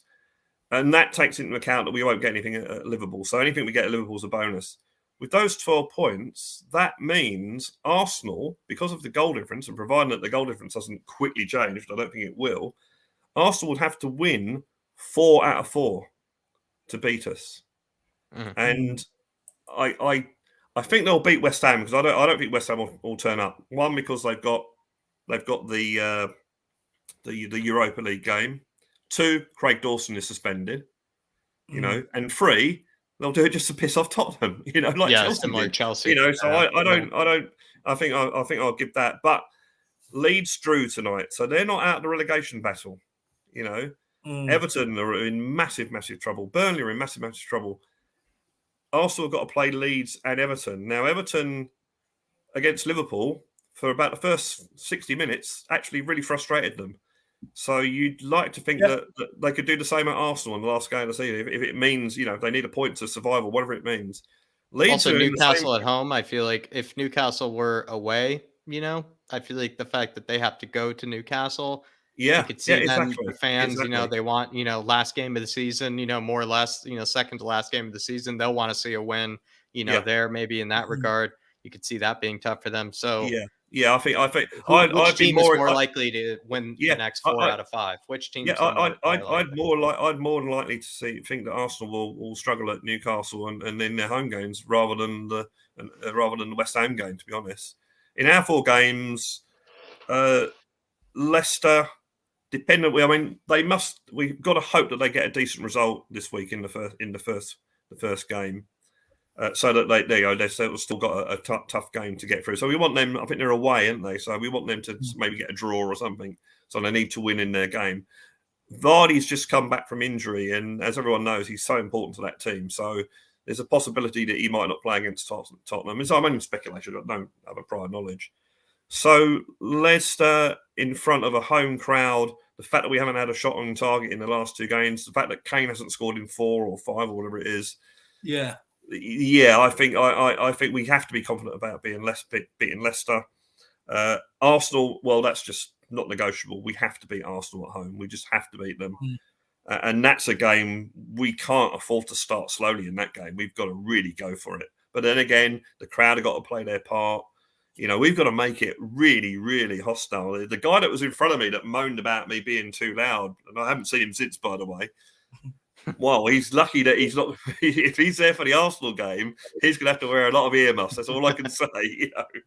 So, and I'm taking no prisoners that day. No prisoners. So he can. I was a bit defensive last time, and sort of, I was off shot mostly, but this time, no, solid. No prisoners. Ellie brought up a point to me earlier, Brad. Maybe Dele Alli could be the one to help Tottenham get top 4. Can you imagine that? Oh, that'd be so brilliant. That'd be so brilliant. Dele Alli scoring the winning goal or the equalising goal in the last game. Oh, that'd be brilliant. I'd love that. But I think Burnley at home. Yeah, we've got to beat Burnley at home. We've had a good record at home against Burnley recently. Again, I'm not sure how they're playing under their new manager, but they normally put up a bit of a wall, so that could prove difficult. And then Norwich away on the last day of the season, you've got to hope that we can win that, and that, as I say, takes into account that we don't get anything at Liverpool, but we have to win our home matches. We have to beat Arsenal. We have to win at Norwich, and I think that'll make it difficult for Arsenal, because then if they, again, the pressure's on Arsenal this week. If we win our game against Leicester, they play directly after us. So, but it's still doable. It's still, I think it's 50-50. It's a toss of a coin. Both teams are so inconsistent that you can't read them, I think anything but a win at Leicester, I think That's the first step. That's the first step. And football's a funny, a week ago we were all happy, and then we played Brighton, and suddenly it all changed. So, But no, we have to beat Leicester. That's a non. I think our last 3 home games, that's not negotiable. We have to win every single one of them. And then who knows? We might only need a draw at Norwich. Who knows? So we've got to. We just got to hope, and But it's honestly, if you're a neutral if you were a neutral, it'd be really hard to pick who's going to do it. It really would. Yeah. So. But look, Brad, what's your feelings on the whole Conte to PSG rumours and Poch coming back? I think it'd be very unlikely that Conte will leave in the summer unless he's just not backed at all. Mm-hmm. He knows that we haven't got millions and millions and millions and millions of pounds to throw at him, but he also knows that the money that we have got, he can use. He doesn't have to spend big to get decent players in. He wants to get inexperienced players, I would say, which is against the whole, DNA of Tottenham, that sort of thing. He's just got to hope, or we've got to hope, that he gets given the funds and then you do it how you want to, and that Levy just doesn't get involved at all. Because if Conte walks, he said to Inter Milan, didn't he? He won the title and said, I don't want to sell these players. And then they said, sorry, we've sold them. And he walked. Yeah. So if he said to Levy and the board, I want this much money, I want to do this, I want to get these players in, blah, blah, blah, blah, blah, and do it straight away without relying on selling players, if they don't do it, then I think he will walk. But I think, as much as we hate Daniel Levy, he must have a little bit of a brain. He must know that if he doesn't do it, all the people, at the moment we're all Levy in, Levy out, whatever, or most of us are Levy out, but there is a lot of Levy in people. There's a lot of people on that fine line, and I reckon if Conte walks because of lack of people, lack of the board backing him, then this place is going to become a toxic place. I don't think. I believe that French press, who is it? La Paris, isn't quite reliable. But it might just be his team putting out feelers, and you can well imagine he's putting he might be putting out feelers to see what's around. Yeah. He probably was doing the same thing after he turned down the Tottenham job at the start of the season. Yeah, when he saw what was happening with Nuno, he probably was putting feelers out then. So I think it's a case of that. It could be, as you said earlier, and people are saying, it could be a bargaining chip against Levy and the board. Let's face it, most of us could probably just basically pick the first 11 at PSG and win the title. So I don't see that as much of a challenge. It going to the French league is no offense to the French league. It's a set down. I just feel like it's not exciting enough, for him. And there's also just so much pressure put on the games that he would have to play, in the Champions League. I just think I agree, Brad. I think it'd be a step down for him. I think it'd be almost as equal of a headache as Spurs, if not more of a headache. And it's not like Spurs struggle in paying his bills or anything. It's not like Spurs struggle with paying his paycheck. So I don't really see what PSG have to offer apart from an easier league and a bigger transfer budget. I just think like he has a problem, if he were to go to PSG, because I think he hurts his reputation if he were to make that move. I genuinely think he hurts his own reputation if he leaves Spurs in that sort of way. Yeah, I mean, he took Inter Milan to the title after Juventus had won it for all those years. He took Chelsea from 9th to winning the title. So hey, if he'd done something with Tottenham, and I'm not saying we're going to win the title any day soon, but hey, if he got Tottenham into the Champions League and win a trophy and whatever, and then maybe I think at the moment, let's face it, when we challenged, the last time we challenged for a title was under Pochettino, but let's face it, Liverpool and Man City weren't. They were going through transition. They weren't very good. So we're still a long, long way behind those two teams. But I think if he gets backed in the summer, and given that what's happened to Chelsea and their financial problems and that with all that's been going on, I think we could be definitely a shoo-in for third place with the right backing. Yeah. Because we're only 2 or 3 players. We're only a couple of decent wing backs. You put Ericsson and Rose and Walker into that team on Saturday, we win easy. So it's this, as far as this season is concerned, hey, if anyone had said to you in November when we lost 3-0 against Man United, oh, by the way, you're going to be challenging for top 4, with 5 games to go, we'd have laughed. What he's done has been absolutely amazing. And people seem to forget. Oh yeah, we haven't 1 point in the last 2, but up until then we won 7 in 9. So it's all whichever way you look at it. Yeah. So he's done an absolutely Or amazing 20 job. goals in 4 100%. games or whatever it was. At one Exactly. stage. Yeah. And yeah, so it's I'm quietly confident. Good. Well, Well, Brad, absolute pleasure as always. Maybe score prediction or any final words. For let's see what the press conferences and if we got players out injured. Oh, going back to the midfield question. Yeah, trying Kulusevski there possibly. You could put Kane there and Kulusevski up top. Just saying, possibilities. But we shouldn't really. We're playing Leicester at home. We should win that with the current formation we've got. But it's just worth maybe thinking about. But you're right. Conte's not going to make those changes with 5 games to go. And try things out. He's got this tried and tested way. By the way, I did you know it's the 20th anniversary of Bend It Like Beckham, the film?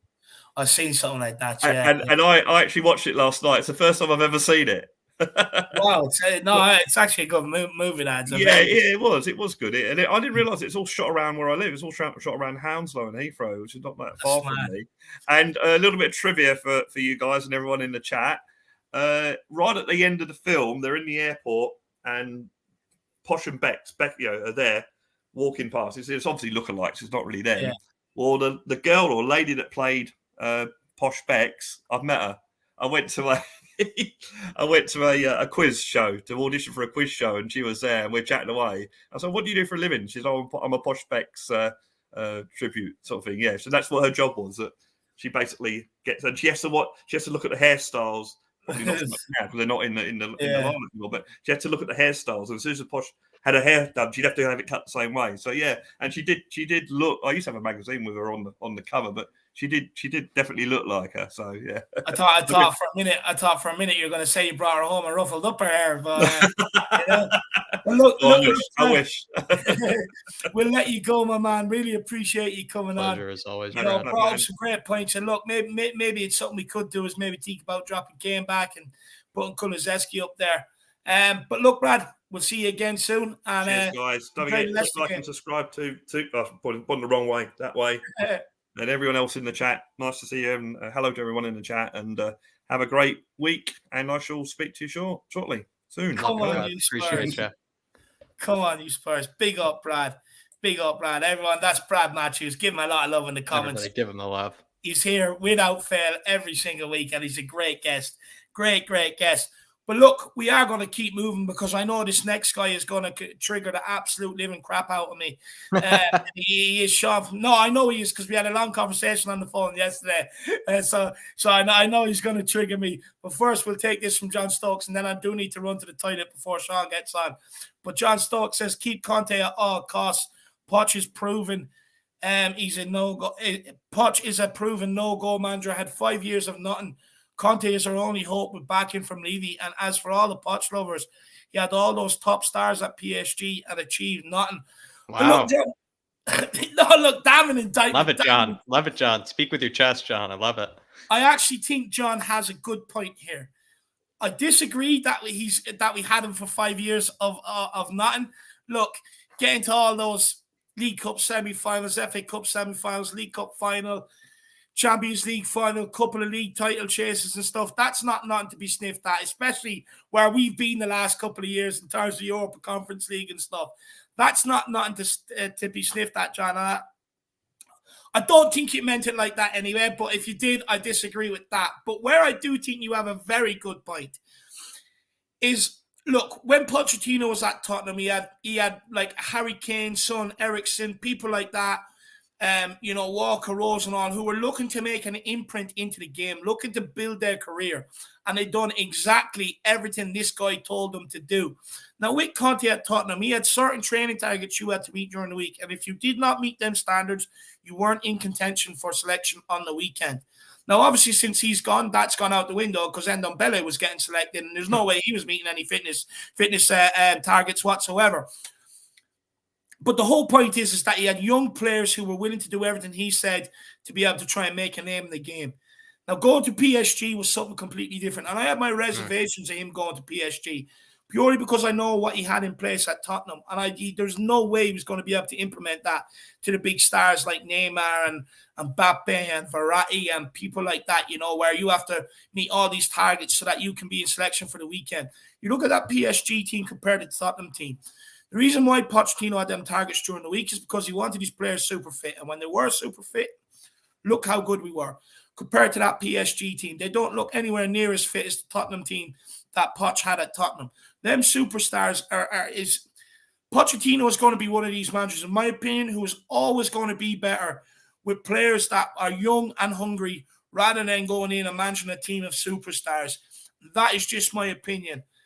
Because with the younger players, you can get them to do everything you want to say. With them players at PSG, they just say, really, Poch? Yeah, screw you. I'm off to have a blunt with Leonardo. You know what I mean? I will play Saturday. It's just the way it is at PSG, Jack. But yeah, I mean, just quickly, sorry, just to end it. The second time round is never as good as the first time round. Ever, ever, ever. I mean, everyone's had that one girl in their life, where you've liked her, you've done the business, hasn't worked out, you don't see each other, and all of a sudden, a couple of months later, a couple of weeks later, you go back to her and you do the same deed. You just don't get that same adrenaline. You don't get that same fulfillment from it. In fact, it's actually probably more of a letdown than what it was the first time. Because the first time you try and impress each other, the second time it's just like, sorry, it is what it is. You can do the work, And it's never as good the second time around. There's a reason why an X stays an X. Look, if Conte went and it was off his own accord, I'd have no problem bringing in Poch and giving it a go for a year to see what he can do with it. But I'm just not sure it will work out. Jack?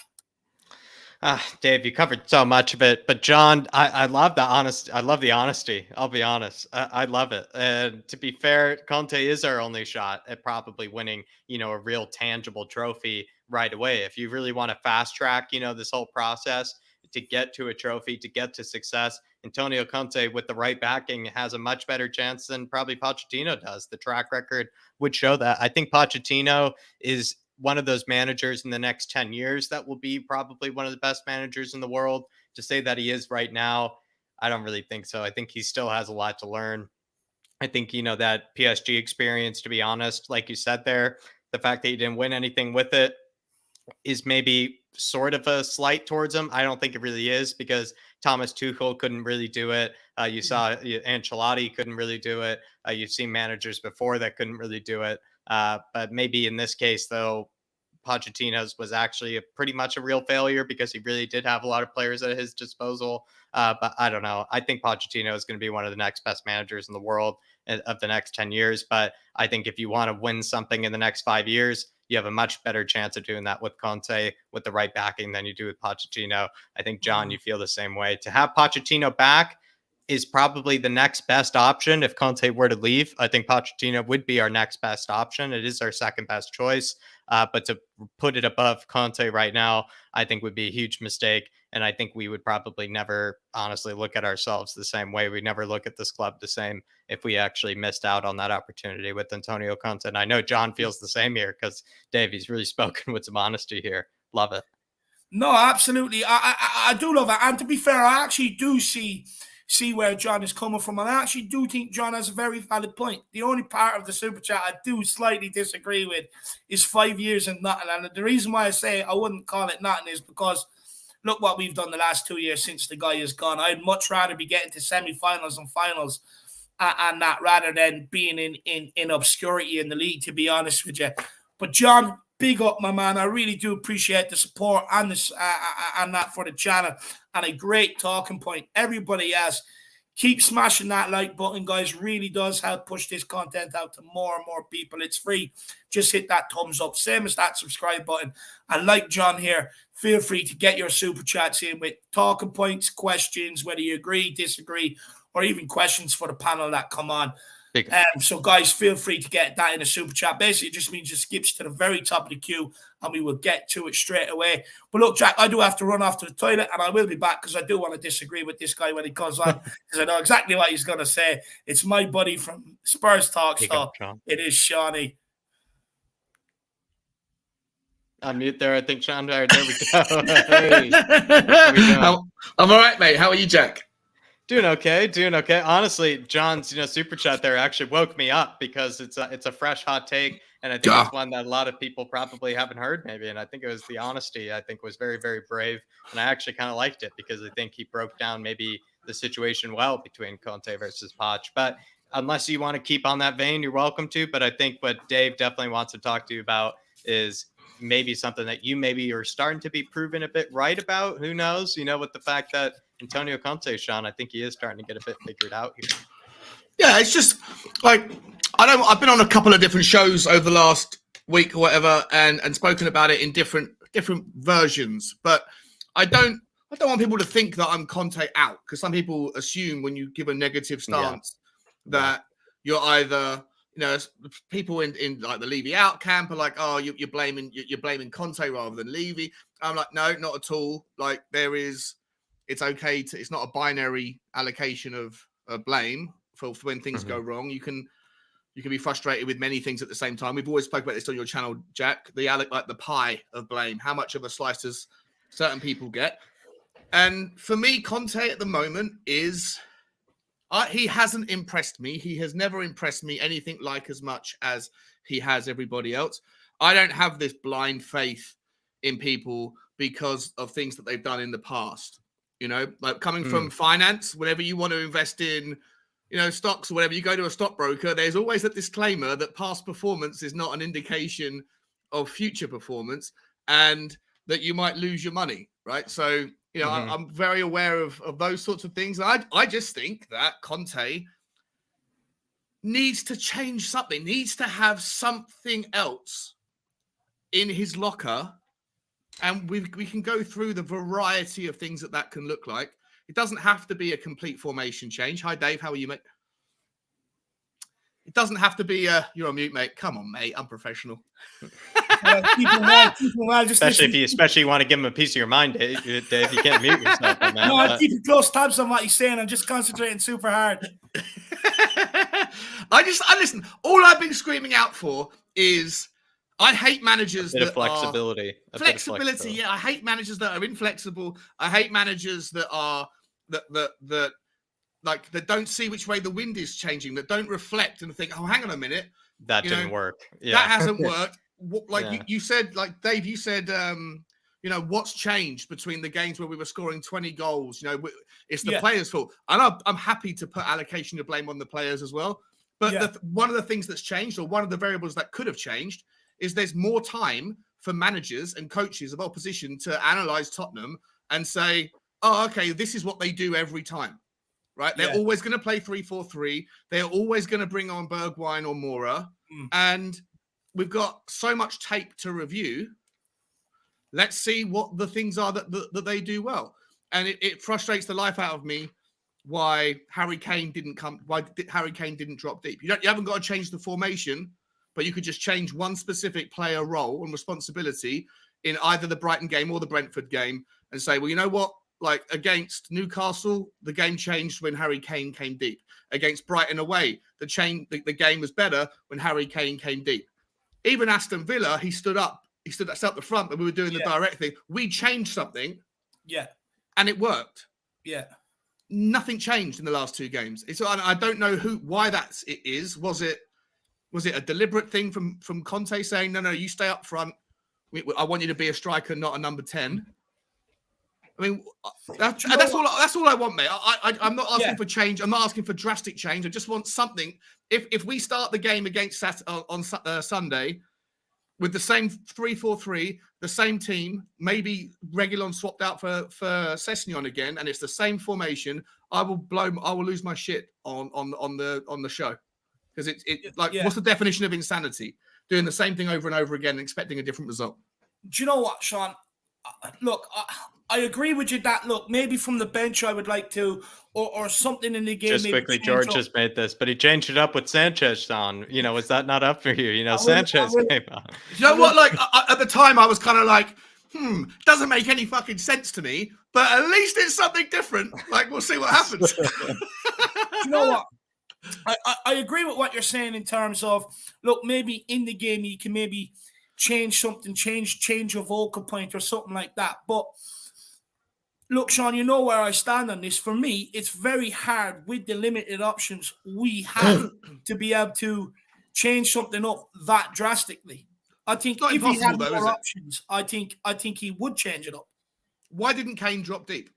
Nothing needs to change about it. Like, just why didn't Kane come and join the midfield? It was so clear against Brighton that we were getting overrun and squashed in the midfield. It was so clear against Brentford that the gulf between the two in midfield and the three up front, they were an ocean apart. They're as far away as you are from Jack in the real world right now. That's how it was, miles away. They were so isolated up by Harry Kane drops deep. Maybe doesn't work, but it did work. It did work in the 4 games when we were struggling, especially in Newcastle. Like the Newcastle game was the best example, right? We were 1-0 down, struggling in the first half. We get the equaliser. Second half, he drops deep, and we go on and smash them. Where was that? Like, just as a simple instruction. Do you know what? I do take your point that Harry Kane wasn't dropping deep, right? The last couple of games. I take that. But for me, I think the issue actually stems further back the field. I think the first half, and it was the same against Brighton, how many touches are we seeing Dyer take on the ball? He's completely slowing it down. I agree with you there as well. If like you look at the second half in that Brentford game, he went to one touch pass, and what happens? All of a sudden, we start moving Brentford around. We have a bit more space. Now, look, what we've done with the ball in the final third is another thing altogether. It was absolutely shit. But we were creating space because Dyer was moving the ball quickly, whereas in the first half, it was way too slow. And for me, when you're moving the ball that slow and you're taking 6, 7, 8 touches, all you're allowing Brentford to do is get back, get into shape, and block the passes off. And therefore, it's a lot harder for us to play through them. And I think if you look at the speed we're playing, I think a lot of the difference for me was it was one touch into the midfield, Bentancur one touch around the corner to Kane one touch, and it was in behind for Son and Kulu. We're not seeing that. Bentancur has gone missing. Even when he was on the ball in the second half, he was not doing what he was doing against Newcastle, Villa, and West Ham. Dyer too slow on the ball. I think I agree with you about the. I agree with you yesterday when we had the chat on the phone. Yeah. I totally agree with you about the pace and the 2-3 touches on the ball at the back. But there was no movement in front of him. There was zero movement. The players were like statues, right? Yeah. So look, I'm not saying this is all. Why do you think that is, though, Sean? Let's get into that. Why do you think the players? Because, look, I don't know whether you agree with me, but I said earlier on that for me, I'd love to see the running stats from the Newcastle, Aston Villa, and West Ham game compared to the last two, because I do think off the ball, and even off the ball, Sean, I'm not sure if you were getting frustrated in the first half, but it was just allowing Brentford to pass it around and not uncontested. But why are we not moving as much as we were the last couple of the games? Is that because the players are scared, do you think? Or do you think that is instructions from Conte? I'd hope it's not instructions. If it is instructions, then we got a big problem. Yeah, to say act like a statue.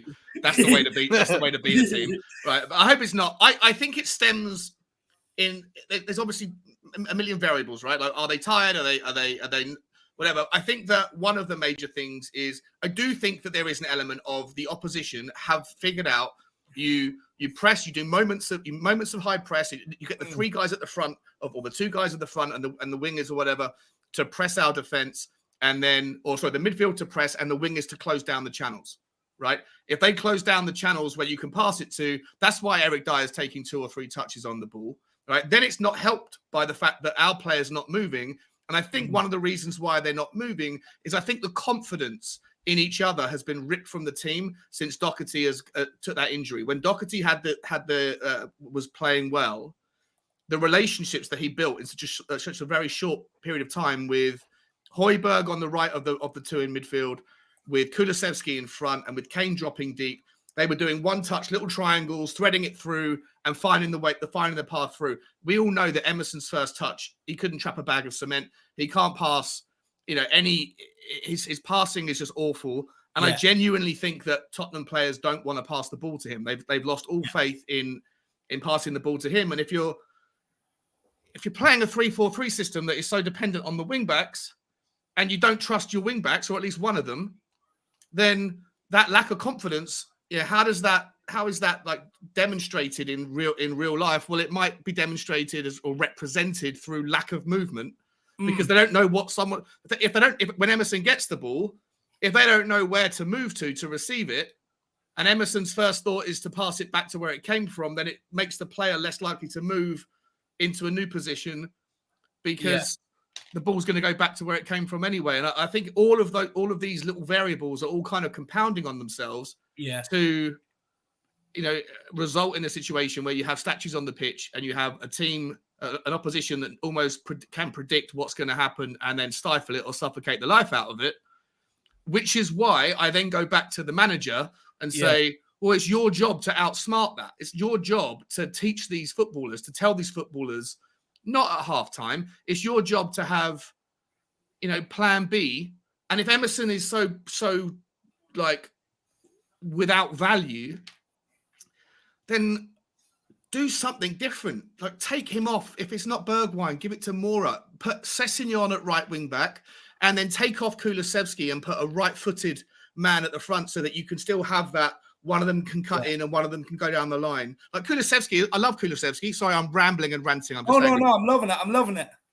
Kulusevski, as much as I love the guy, you know how much I love him, but he's been awful the last 2 games. Yeah. So for me, if it requires such a drastic thing as to take off Emerson and put someone who can defend in a right wing back slot like a Sessegnon, then you probably can't do that and also have a left footer in front of him. So you probably need to take Kulusevski out and put Mora or Bergwijn or somebody like that up there in front. I just think we need to do something a little bit drastic. I'm not, changing the formation. I get it. Get your point. 5 games to go. He's not going to go to a back 4. Fine. But do something with the formation you have. Because right now it's like pulling teeth watching Tottenham the last 2 hours or last 2 games, No, 100%. 100%. Look, 100. I actually do see what you're saying. It's just the only thing I do disagree with you on is the formation change. I just don't see how we can change that formation. But what you said there, Sean, I actually do agree with. Maybe there is slight little things that maybe he can do, and that's the flexibility he has. But look, I know Jack maybe wants to talk to you about Sessegnon Reguilón, because the last couple of weeks in the build-up shows, you've been on Sessegnon's side, Jack's been back in Reguilón. So, Jack, do you want to speak to Sean about Reguilón? I don't actually remember what side Sean's been on this, but Sean, I've kind of been in sort of disbelief this whole time that I've heard that Sessegnon is just instantly or automatically better than Reguilón. It's almost seemed like people have kind of thought it's no contest between the two when it comes to being more creative on that wing back. And I feel like we've both seen equally dismal displays from either of them in the last 2 games. Do you think maybe they're sort of on par with each other, in terms of, being creative? Do you think one's better than the other? Where do you stand on this? Yeah, no, I think we basically have equity in our left wing backs. They offer something slightly different than each other, but I don't think either fills me with any more confidence or any more dread. Whichever name I see on whenever I see whichever name I see on the team sheet, I'm like, okay, like I get it, and I feel like Reguilón like was choosing takeout or something. It feels like Yeah. Well, pizza or Chinese. Your choice. Yeah. Make me hungry. Don't do that. Yeah, David. The Dave at the end of these fan shows. Oh, well, I guess the Derner is the only thing that's open. I guess I'll just do that. I know what you mean. I felt that way. Actually, I felt that way even when the wingbacks. When I looked at the lineup and Sessegnon was there, I was like, "Oh, Sessegnon." That's yeah. I mean, Reguilón was awful against Brighton, and everyone was like, I think pretty much everyone was like, swap, right? The only change that's going to be necessary, the obvious change is swap Reggie for Sess. But against Brentford, Sessegnon was absolutely atrocious as well. I feel like Reguilón's got a little bit more confidence than Sess. If Sess could improve his confidence on the ball to go forward, because he's fast enough to be able to do push and runs as well. He doesn't do them.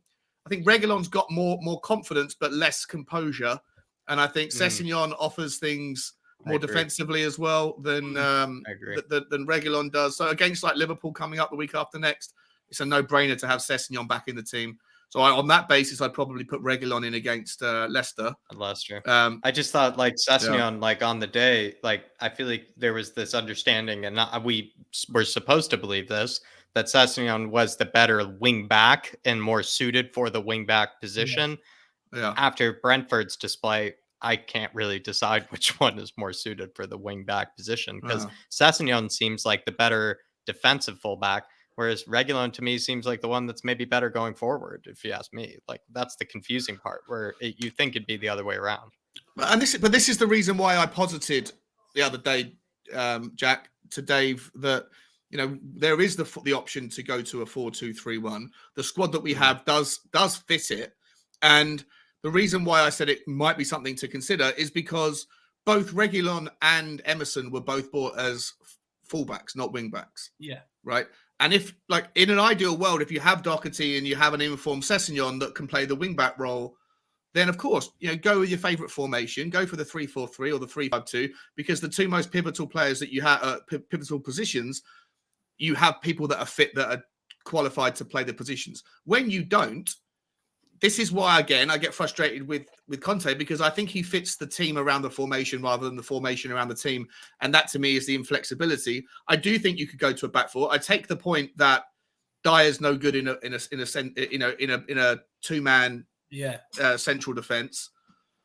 But we haven't seen Dyer fail like we did last year with Romero, right? So we haven't seen what Romero could do in a back four alongside Sanchez or alongside Rodon I know it's too late to experiment, right? But I'm just positing the idea that there are options to go there. If the most important things to do in a wingback in a 3-4-3 is to have good wingbacks and we don't have them, then why are we sticking with the wingback system when we do have qualified fullbacks who can assist in the defensive responsibilities? I see what you're saying about the back four, but in a back four, usually you're asking your fullbacks to kind of push forward and create overlapping runs and stuff like that. If we get caught going forward like that, Dyer is exposed completely. Look, I take your point that we haven't seen him beside Romero, but we've seen him beside Toby Alderweireld. He was absolutely non-existent. He was absolutely shambolic. We've seen Ben Davies in beside Toby Alderweireld. We've seen him in beside Sanchez. We've seen them in beside each other. They cannot play a back four. We got badly exposed time and time again last season in a back four. We just do. They just cannot. We're getting exposed. No, I get it. Look, it's not a perfect situation. I'm just saying, like, where how can we improve? And I don't even necessarily want to see the back four. I'd rather see us use the 3-4-3. Yeah. And I'd rather see Conte change out Emerson, put in Bergwijn, or put in Sessegnon, and like I say, change out Kulusevski and put in someone up front that's got a right foot that can go down the byline. I'm happy to see something. I demand to see something different than the 3-4-3. I'm sorry, Conte. I won't be singing Antonio anymore. I think it's almost like Sean's been, Dave, he's been fed Brussels sprouts by, Antonio Conte for, 3 weeks straight. He's seen the results, he's gotten fit, he's gotten lean, and just I wish. all of a sudden, it's just not tasting the same like it used to. He's not able to put it down anymore. And I see where he's coming from, Dave. Yeah. And when you kind of play the same formation so often, you do kind of speculate, and when you see teams stifle us in the way that they have, really stifle us and really cause us to really have no idea what to do, it does make you wonder, maybe he should, switch up the menu. Maybe he does need to switch up the menu. No, look, I can see what you're saying, but I mean, this is the same formation that got us there. It's only these last two games. Look, maybe apart from Sean, but everybody else out there, because to be fair to Sean, he's been consistent from sort of day his formation. But to everybody else out there, I mean, look, this is we've carried this formation from the very beginning of Conte up until, if you want, up until the last two games that have happened. Now, not bar Sean, not one person was really talking about the formation or that. And teams knew from October when he was hired up until recently exactly what formation and the way we play. They knew, so why all of a sudden now are we talking about it because two results have gone bad and gone against us? And this is why I say, for me, it's not the formation. They were well able to play that, and they were well able to figure out a way to be able to get by teams when we were chasing for top four. But when Brighton came around and we were in top four and the onus was on us, same as Brentford, all of a sudden we just completely capitulate and stop playing the way we were playing. Now, teams knew how we were playing up until Newcastle, Aston Villa, and West Ham. Yeah, but Why are we a lot talking of those about teams, how a lot of last those teams season? didn't set up the same way, right? Like Everton came, we smashed Leeds, but Leeds didn't set up with a low block, right? They do their own thing. Everton, for whatever reason, came to Tottenham and thought they could play their version of football and got walked off the park. We didn't have to concern ourselves with these teams setting up the way that Brentford and Brighton have done, the way that Burnley did, the way that Wolves and Southampton did, and Middlesbrough, you could even argue, right? So I feel like you have to take it with going with a lens a little bit on the individual games and recognize that the games where we did smash, or a couple of the games where we did smash them, the other teams were setting up to play their own football, regardless of Tottenham, and they were just outplayed by a better team. Against Newcastle, Newcastle had success until Harry Kane dropped deep and filled the midfield hole. Against Aston Villa, had a lot of success until we decided to go direct. But this Right, is where so I say we had to do something different in both of those games to get the result we did, and look and flatter to deceive a little bit. We didn't against Brentford, we didn't against Brighton. We didn't go long once, and we didn't go and we didn't see Harry Kane drop deep. Can I just quickly ask, for just the sake of the discussion, do you think, and I think Dave, I kind of wanted him to answer this too. Do you think that the blueprint to kind of beat Antonio Conte's 3-4-3, do you think it's really easy, to replicate that blueprint, in order to beat him? Or do you think it actually takes a bit of work on the training ground from the team? Do you think, Sean, teams just rock up, kind of knowing what to do? Or do you think it takes a bit of meticulous sort of work on the training ground for a team to kind of beat that?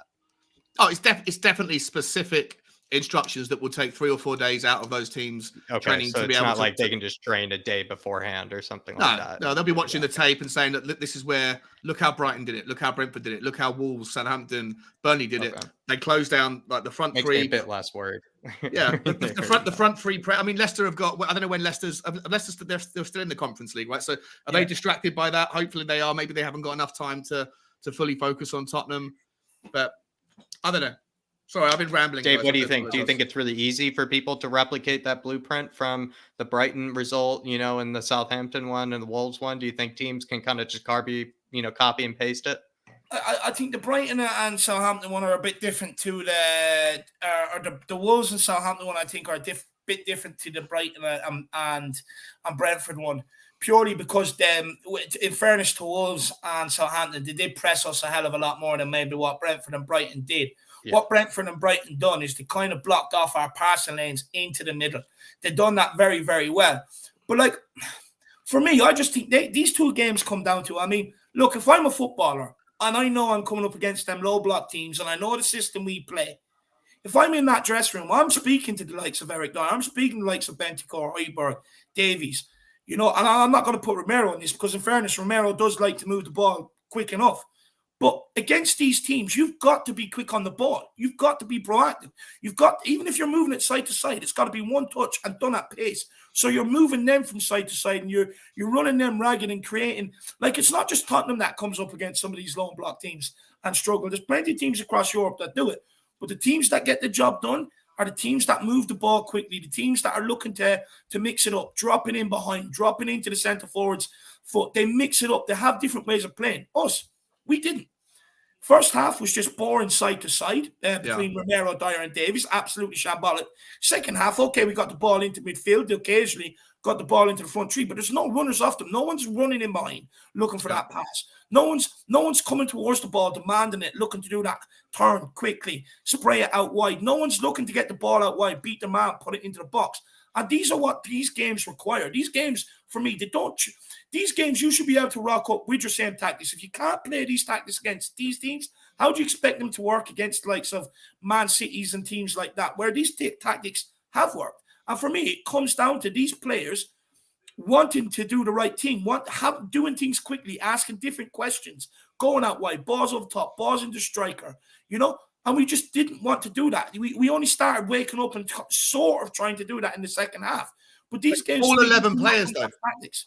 I understand if a couple of players are sloppy off the ball on any given Sunday, that's fine.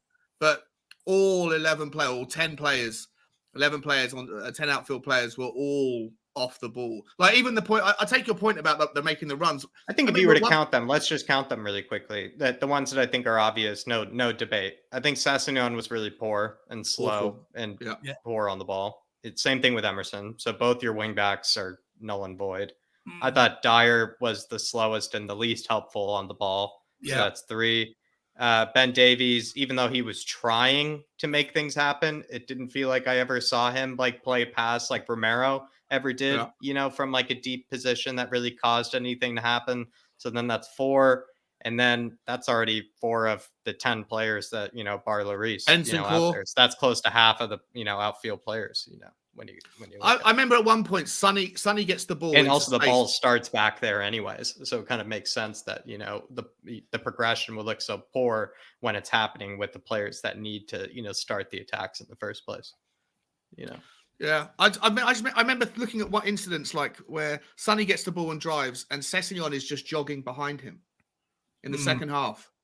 I'm like, what's going on there, bro? Yeah. What is going on? You're not sprinting. Is that because you're worried about your injury, or is that because someone's told you let Sonny lead and he'll pull it back and give it to you for the cross from deep? Yeah. Like either way, it's not good enough. And but as well, Sean, I don't know about you, but you look at some of our players when they're receiving the ball, they're flat-footed. They're not even doing the basics, which you're taught as a 5-year-old. Be on your toes, be ready to receive the ball. They're standing there flat-footed. How many times was Emerson standing there flat-footed, waiting for the ball from Sonny? And when you're standing there flat-footed, you cannot whip that first time. You always have to take that first touch. Dyer, first 3 minutes of the game, I think it was actually 3 minutes 49 seconds because it pissed me off that bad. I remember the time. But he's there flat-footed, and he passes the ball to Davies, and he undercooks the pass. And the reason why he does that is because he's flat-footed, and he gives Brentford a chance to take the ball off him, and they go up and get a corner kick, which we struggled from. And that's from the players being flat-footed. They're not even on their toes these last 2 games. That's basics of football. Yeah. So what's the solution then, guys? What do you want to see? I told you what I want to see happen on Saturday or Sunday. What do you guys want to see change, or are you happy to just go as it was? I want Emerson taken out. I don't care who goes in there. I want to try someone else at right wing back. I think. Look, we need to try and get someone in there that has the potential to look up with Kulu, because Kulu's danger and his threat has been taken since he's not doing the overlapping runs. Since started, he's not there to be able to link up with him. So I'd like to see someone else in at right wing back. I don't think Conte will change the formation.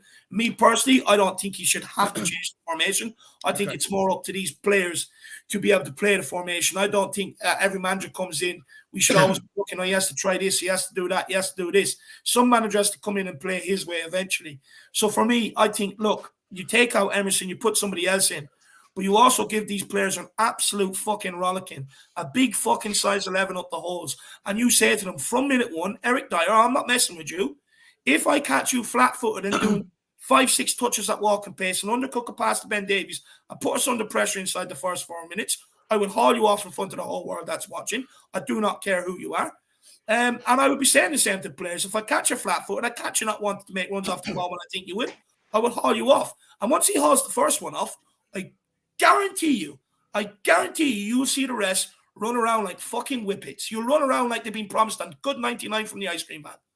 Do you want Harry Kane to be more of like a 3-4-1-2, like Harry Kane to sit deeper and fill that gap in the middle, or do you want to keep him up front in a straight flat 3?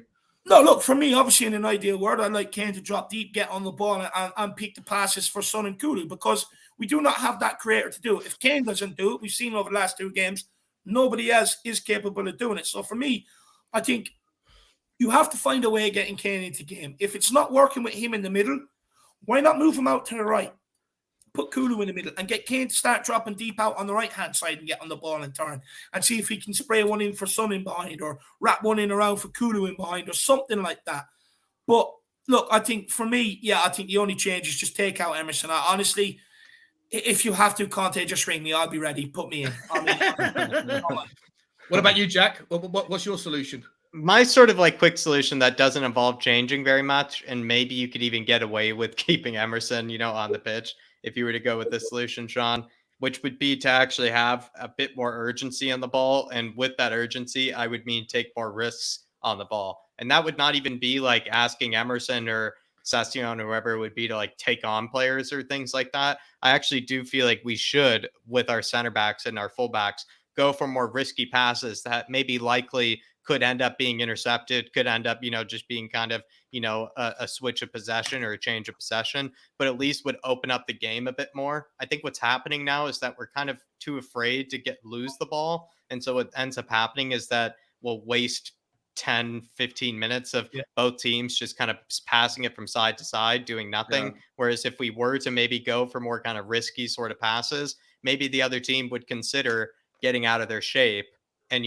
going for maybe, a goal, maybe, setting, somebody up for, a deep run, which then could just open up the game more. And I feel like the more times that we can find green grass, in between the players of the opposition, is probably when we'll have a better chance of winning, because what we need is players like Sonny and Kulu to have lots of green grass ahead of them whenever they're picking up the ball. And maybe by doing that, we just lose the ball a bit more. That's what I would say. Like, just think about hitting the ball, long. Think about, maybe going for passes into the middle of the park that maybe are hospital passes, but at the end of the day might, open up a counterattack for both 100%. Teams. I think that's what we should go Try for. different things. Take more risks.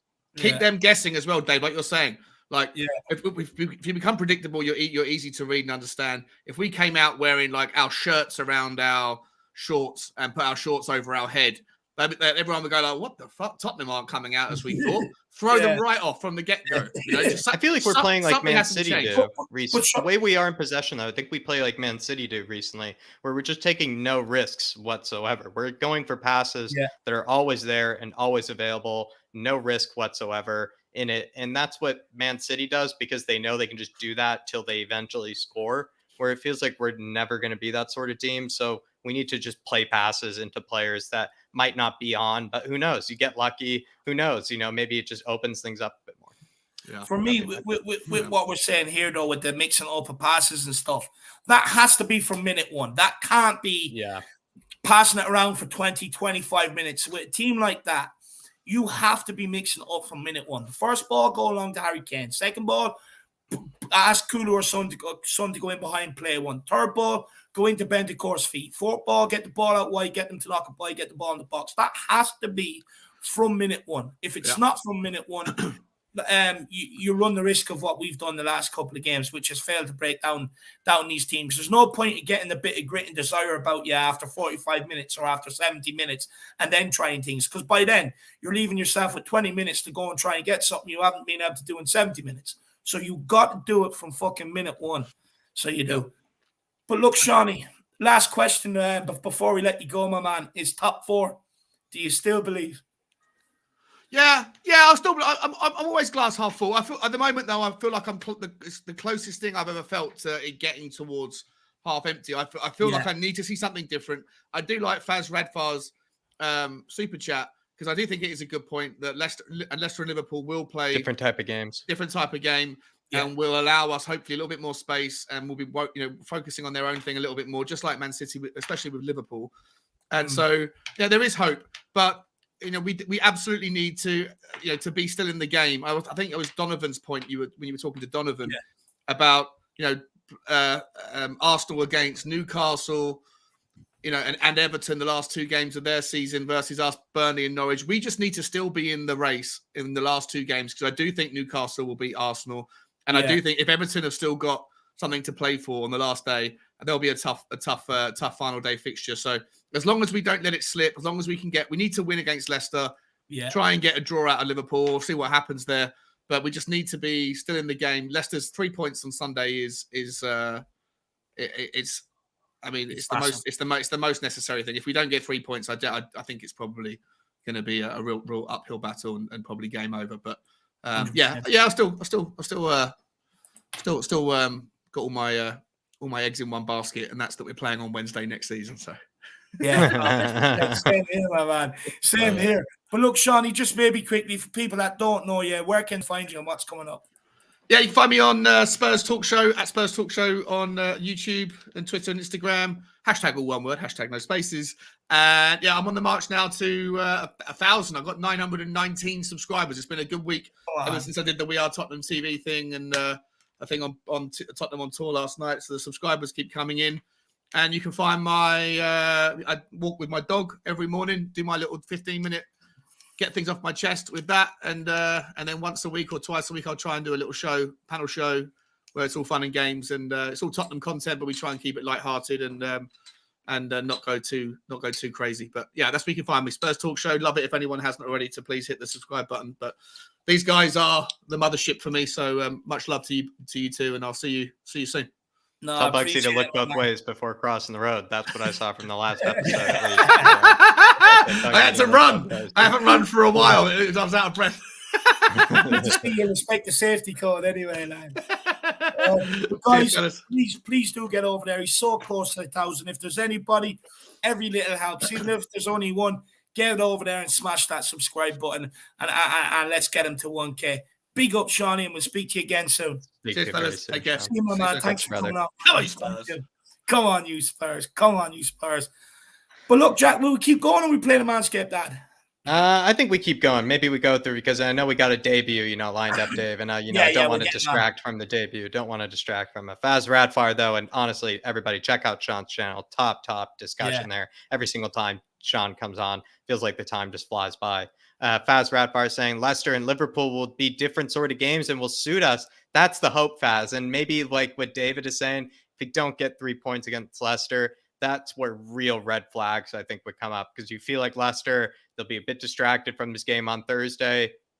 They'll also kind of be, a bit tired from it as well. Won't be able to prepare as easily as maybe other teams have. And it's also at home.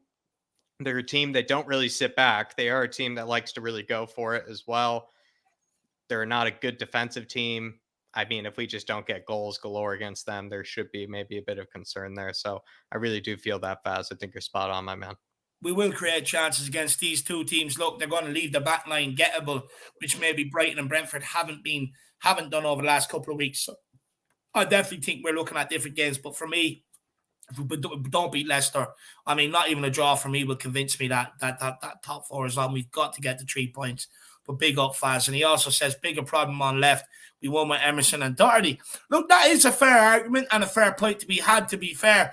Look, for me, with both of them playing bad, that's when it's become Faz. It's like we are almost now playing with 8 players, when you really look at it. When both of them are playing atrocious on either wing, it just ends up being so much easier for teams. And that's why actually my real worry is, are teams even figuring out Spurs? I think what's happening is teams are taking the risk that our wingbacks don't end up actually doing anything creative out there. And so then they just can take that risk, and then there will be probably less available to create through the middle. But if we did have players out there that were creative and did actually offer some sort of threat from those positions, I feel like teams would have to respect that. And then we would probably have a much easier time. So I'm actually with Faz here, Dave. I think the left and the right have been pretty atrocious of the last 3 games. And that's maybe where the concern is when they're both playing poor, then we really have, question marks. Then we really have, some issues when they're both playing poor. Yeah, I definitely think so. But big up, Faz. Really appreciate the support, brother. Really do appreciate it. Faz, you got to get one of them nice badges beside your name as well, my man. You got to get one of them nice badges. Anyone who doesn't, simply grab one of them memberships, €5 a month, less than 20 cents a day, guys.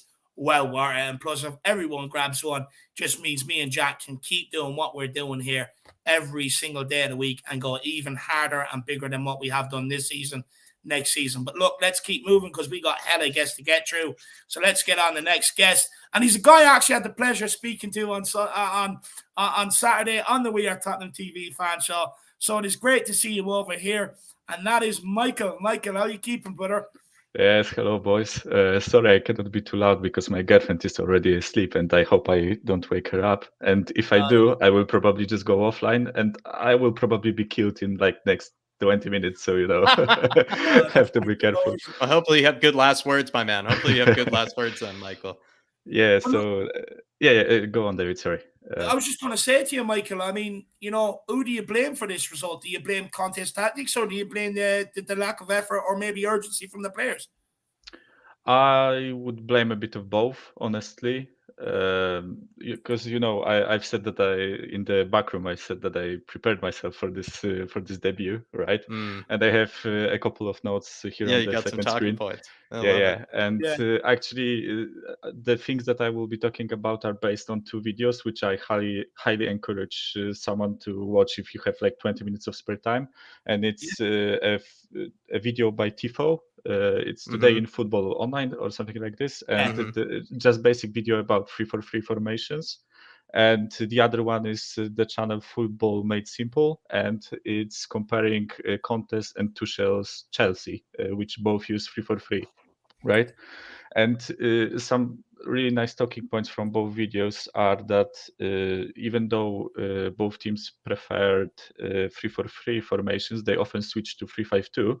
But even though that they started most games with 3-4-3, the formation was really fluid. And here is a stat that Conte's Chelsea played 3-4-3 like from the beginning 55 times and 3-5-2 14 times, right?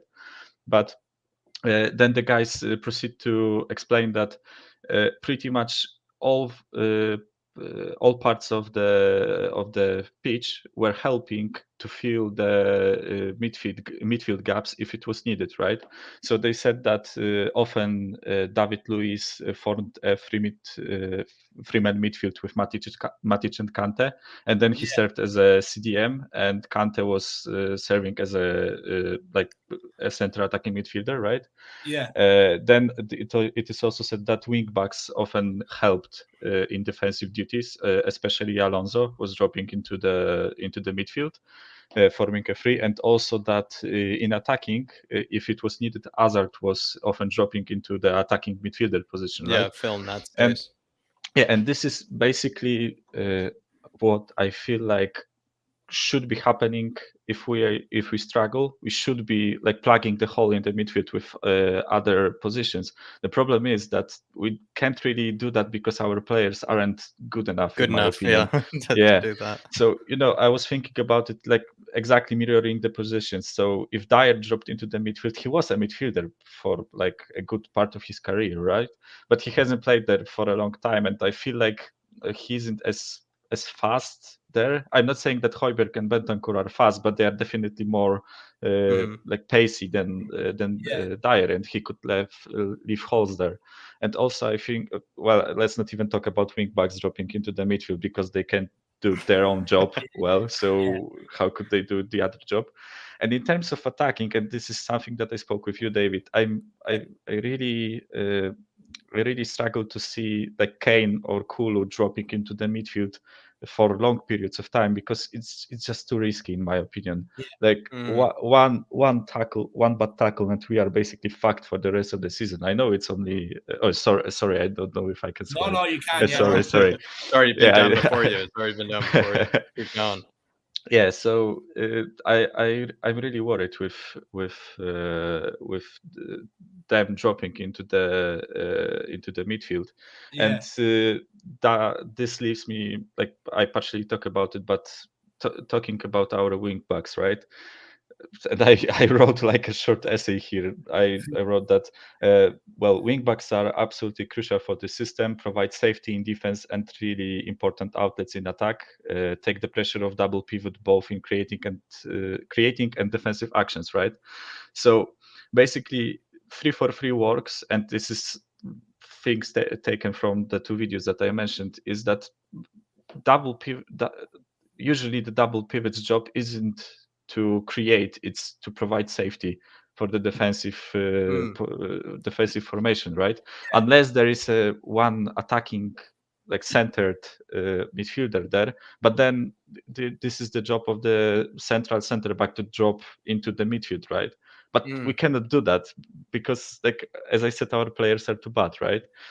And is the problem then is that if the creativity is not supposed to come from those two holding midfielders, yes, but it's supposed to then come from the wing backs, you would yes, imagine, but, and the yeah, center but backs. The center backs are also supposed to be a bit creative. But do you think the problem is that the center backs haven't been that creative, and neither of the wing backs been that creative? So Bentancur and Højbjerg end up feeling like they have to do the creative work.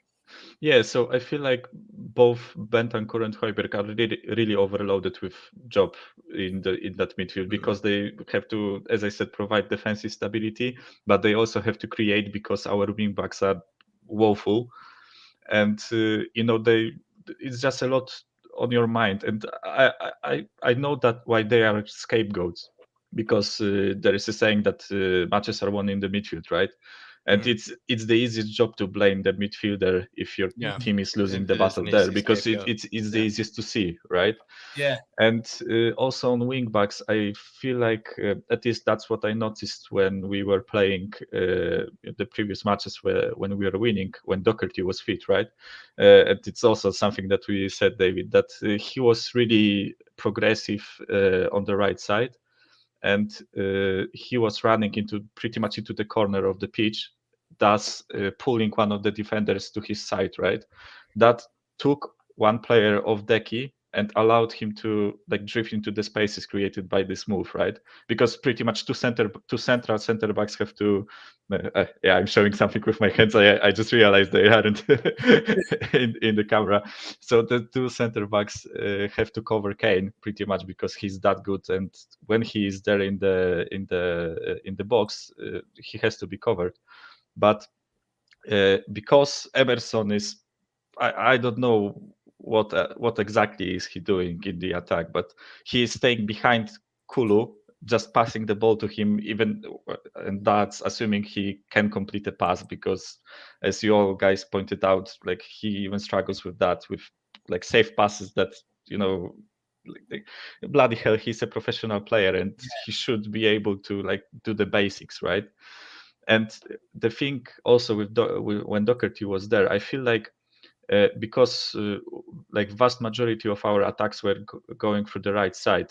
I think like I saw a couple of stats after the matches, like it was 45% or 50% of progressive balls were through the right side, and it took the pressure of our left side, especially Regi and Sessegnon, because all they had to do was just be there to close the gap when the crosses were coming in, right? And I seriously see our drop in form. I really connected with Doherty's injury. I just feel like because he isn't there, all the right side stopped working pretty much, because Romero doesn't trust Royal in defensive actions, even though Royal isn't that bad defensively, and Kulu doesn't trust him. Sorry. Going forward either. Yeah, I still have cough after COVID. Yeah, and he doesn't trust him going forward, and he isn't good Royal, so he doesn't provide like He's just useless. yeah, he's just useless pretty much.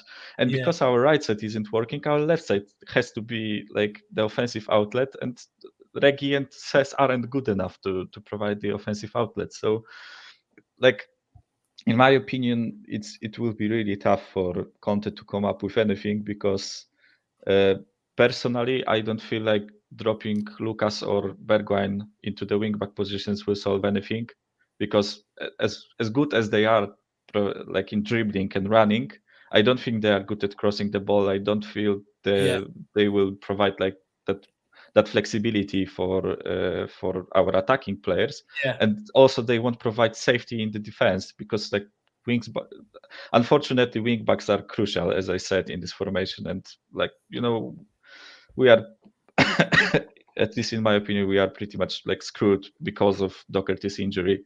I don't want to be like too pessimistic, because I still believe that we can achieve top four.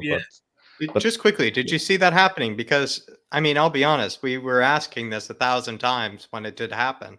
Do you see top four chances being hurt with Doherty being out for the rest of the season? Majority of people at the time, probably rightfully so, were thinking, no, I don't really think it will be as bad as really we'd all think it could be. It ended up being as bad as we all thought it actually could be. Yeah. I mean, I just want to ask, did you see that coming? Did you think that Emerson was going to be this bad? I feel like we all had faith that Emerson sort of could do a job, for the rest of the season, right? Yeah, definitely not to that extent. Like I was worried because he was on form. Like any player that's on form and gets injured is like a big setback to the team. But I didn't think that it would be this bad. I think that we got away with one at Villa because they just collapsed in the second half. Yeah. But I don't know, they were just tired, or their mental was gone because they couldn't score in the first half. But then we came against two really, really well organized teams, as you guys said, and because we have no outlets in attack. The only way that we can progress the ball pretty much is either through the midfield, which we are outnumbered in, right? We weren't doing that. Yeah, but we are outnumbered in. Both Brighton and Brentford played three in the middle, right? And the second option is center backs doing long balls to the forward players. But as you guys said, I don't know why, but the space was there was so much space between midfield and attack that those three players up front couldn't really do anything with those long balls, because even if they won the header, there were like four players around them, and everyone was catching the second ball, right?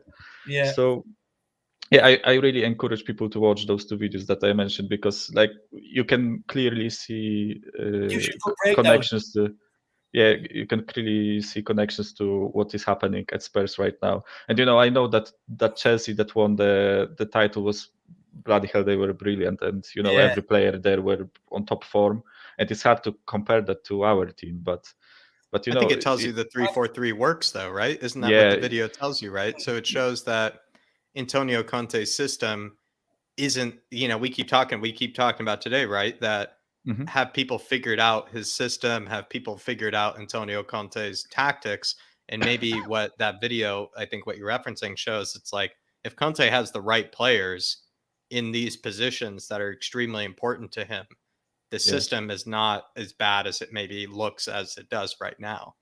Yeah, in my opinion, like I love 3-4-3 and 3-5-2 to an extent, but 3-4-3 mainly because it's extremely flexible. But it's really hard job to be a wing back, because you have to like gun down when you are attacking, and you have to gun back when your team is defending. But as I said, like a forward player can drop into the midfield, a defender can drop into the midfield, wing backs can help. Like you can shift formation really well and provide safety where it is needed, right? Yeah. But our players are just too bad for this. We have a brilliant front three. We have a really good back three, in my opinion, when they are playing in a back three, and that's something that I want to talk about too. Dropping to back four. But when they are playing in back three, I think that they are really good. They are doing their job, because, like, even though we criticize Dyer and to an extent Davis for those two performances, we only conceded one goal. Yeah. So they were doing the job to an extent, right? And we also, I feel like we have good midfield, like Højbjerg and Bentancur. They're doing the job. I just think that they are overloaded with duties. Because too much of them. there is too much shit to do. And as I said, I'm still kind of positive, but a lot rides on this Leicester game. Like I feel like even if we draw it, the top four is gone.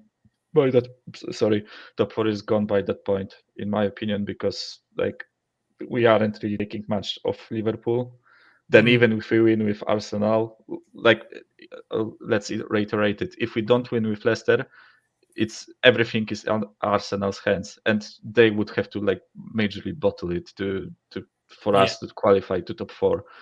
And just because like I was really like maybe a bit pessimistic, so I have like this fun mental exercise, because you guys were talking about transfers and like supporting Conte, etc. And I just like theorized how much would we have to spend to like buy 6 players, and what kind of quality. And I used transfer market value, so of course you have to like take it with a grain of salt, but I will just read out to you guys, and you guys tell me if you would be happy with this transfer window. So there were like articles about Villarreal wanting to buy Lo Celso, right? So the first thing that came to mind was swapping Lo Celso for Pau Torres. Yes, and judging by transfer market values, we would have to pay around 30 million to complete that swap, because Lo Celso is like 22 and Pau Torres is 50. Then Kostic from Frankfurt, he's 20 million. Bremer and Singo, from Torino, they are 50 million for them, right?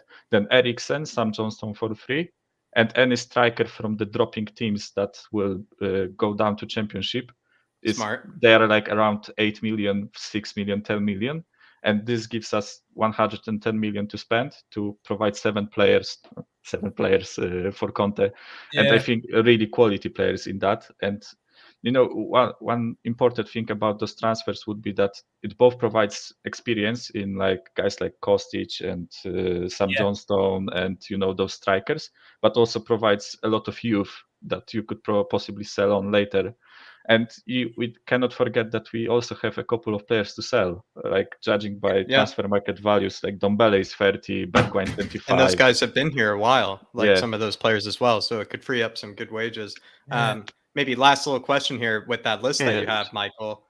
With that list in mind, what would be the sort of position that you feel like you would, pay any sort of money, like with that 110 million, 120 million you have to work with? Which one do you break the bank with? Is it left-sided center back? Is it right wing back? Is it where is it? Where is it for you? So I really don't like that talk about like breaking the bank for Lautaro Martinez or like Vlahovic, because first of all, it doesn't really work for me, because you would have to convince them to play second fiddle to Harry Kane. Like they wouldn't drop Harry Kane. There is no way that Kane would allow to be dropped for Martinez and Vlahovic. Also, if one of those two guys, not striker. That's why I said we should probably buy a striker from like Watford. They have an abundance of strikers, like 5 strikers in Watford, and each and every one of them proved this season that they can score goals. Yeah, that's a good point. Actually, they actually all have. Yeah. So that's why I would break the bank in defensive. When I heard about the Bremer plus Singo transaction for 50 million, like bloody hell yes, please do it. Both players are mad. Bremer is pretty much a second Romero from what I've heard, and Singo Singo was praised for his right back and right wing back job. I think that Kostic would really be a brilliant signing if we somehow manage to do that. And that's what I'm saying. I would spend it all on the wing back, spend it all on the center pretty back. Pretty much like get this defense as solid as possible and spend on the wing backs, because as I said, wing backs for me are the most important thing in that formation, because when they work, everything else works. And we could see that with Doherty there, because he knew it is his job, Doherty, is to be a right wing back, and he was doing it well when he finally clicked, of course. But absolutely. Well, Michael, honestly, it's been an absolute pleasure and a smashing debut. And I would say the time has flown by. And I would say you have joined the list of people who have had a smashing debut. I've yet to see, somebody not have 1,000 things to say on their debut. It feels like, on the debut, you can get all these things off your chest, all these things that you've been meaning to say to people. And I really hope that you can join us for the next one, my man. Yes, of course, boys. Just last thing, like to stay positive about this whole top 4, because I of course it's a lot of money if we get top 4, but it's not the end of the world if we don't. Of course, it will be painful because it's Arsenal who take the 4th spot, right? But just wait with the pitchforks, wait with the torches until summer comes, because like a lot rides on this summer. A lot more than we probably think, because like if Conte walks, I want all our English fans to drop hell like on the stadium. Like don't give him a second of relax. Just bring hell, pretty much. Because that's a failure in my opinion if we go back to Poch, even though that I respect him for what he did. I really love him, but there is a saying in Polish that you don't jump a second time to the same river or something. It's hard to translate it, but the point is that you shouldn't really like go back to your ex, as David said. That's at least not now. At least not now. In my opinion, like in 2 or 3 years. Agreed. Go for it, but it's too early for Poch to come back. And just be patient, our fans, and enjoy the ride. Like support the team, enjoy the ride, and be happy about seeing our guys play. Yeah, I love and that's it. Love it, Michael. Look, Michael, I want to see you again, my man. So please come on again. It's with Absolutely. pleasure, David. No, I love the way you broke down that tactics as well. Absolutely brilliant, my man. Big yourself up, and we'll see you again soon, Michael. Gotcha, Yeah, Michael. really nice to meet you finally, Jack. So Yeah, I was gonna say this time has flown by with you, so I'm looking forward to talking to you again, my man. Really well done. Really well See done. you guys. Catch you soon. Bye. Come on, you Bye, brother. Spurs. Big up, Michael. Everybody, give Michael a lot of love in the comments. What an absolute debut. Broke down the 3-4-3 really well. Oh, Dave, just let him go. You just press the start button. Just let him go. You know, he just honestly broke it all down. You know, had 1,000 things to say. I love it. I love when that happens. It makes our job so much easier. But no, absolutely, yes. But I had the pleasure of speaking to him on the way to Tottenham TV fan show. Thought it was absolutely brilliant. So big up, Michael. But look, we just quickly, Dermot, no problem at all, brother. No problem at all. And honestly, do what you need to do to feel better, brother. And I'll talk to you very soon. We need to have a good catch up, my man. Yeah. But no worries at all, brother. And then Daniel's having trouble finding the link. Daniel, it's in the community section. If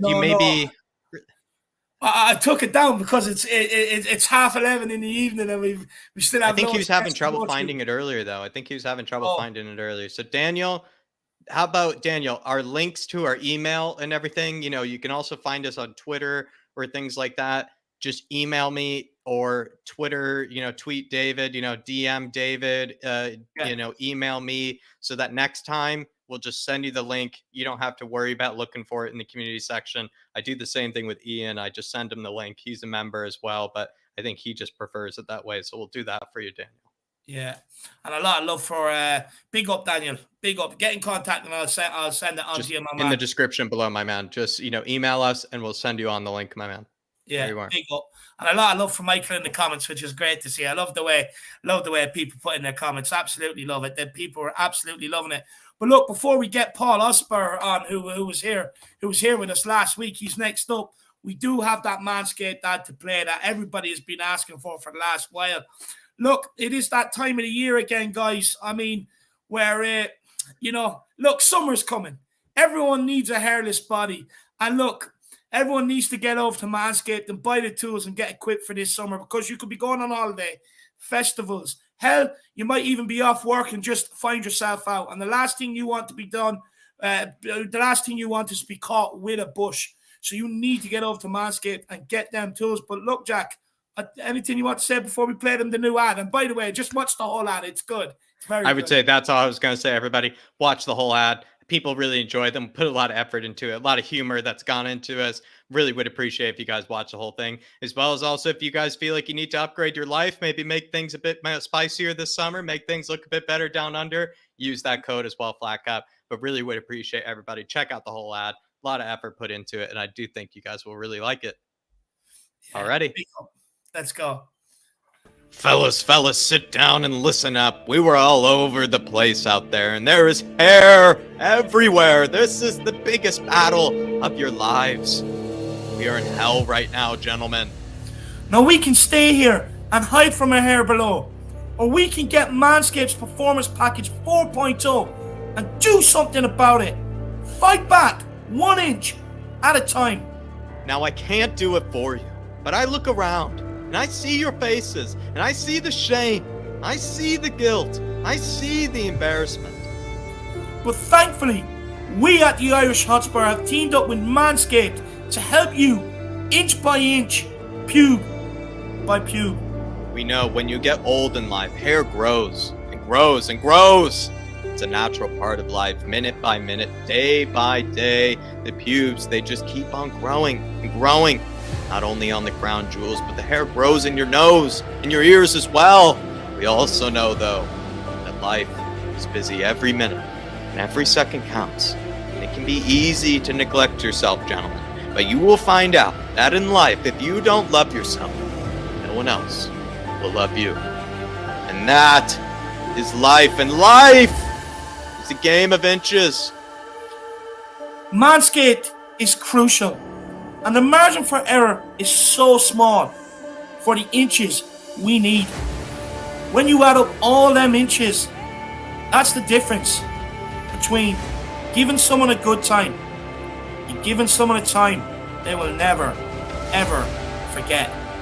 So on this team, we fight for that inch. And we use the weed whacker for that inch. And we use the plow 2.0 for that inch. And we use the lawnmower 4.0 for that inch.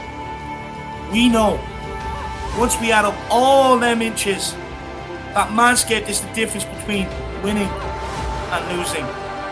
Between going home alone and going home with someone. On any given night, it's the guy willing to die for a hairless body who wins that inch. And then I know if I'm going to have the best chance at life, it's because I am grooming for that extra inch. Because that's what living is, gentlemen. It's that 6 inches in front of your face. But tonight, look at your partner. Look at them in the eyes. They will see a guy who's willing to go that inch for them. They will see a guy who's part of the Manscaped team. And that guy, that teammate, uses the ball reviver and he uses the ball toner to achieve that desired finish for them and for you. Because you know, when it comes to it, they do the same thing for you. That's what a team is, gentlemen. The moral of the story is that in life, inches matter. So trim that bush. Let's get after them pubes. It's Manscaped, guys. That's all it is. Now what are you going to do? Life is a game of inches, everybody. Life is a game of inches. But just quickly, I just want to say that also the start of spring marks the start of Testicular Cancer Awareness Month in April for Manscaped. Manscaped has sponsored and partnered with Testicular Cancer Society to bring awareness to testicular cancer, men's health, and early cancer detection. Manscaped is committed to raising awareness for the most common form of cancer in men aged 15 through 35 and giving support for fighters, survivors, and families impacted by testicular cancer as part of their We Save Balls initiative. And everybody, as always, remember, use that code FLATCAP to get that 20% off plus free shipping.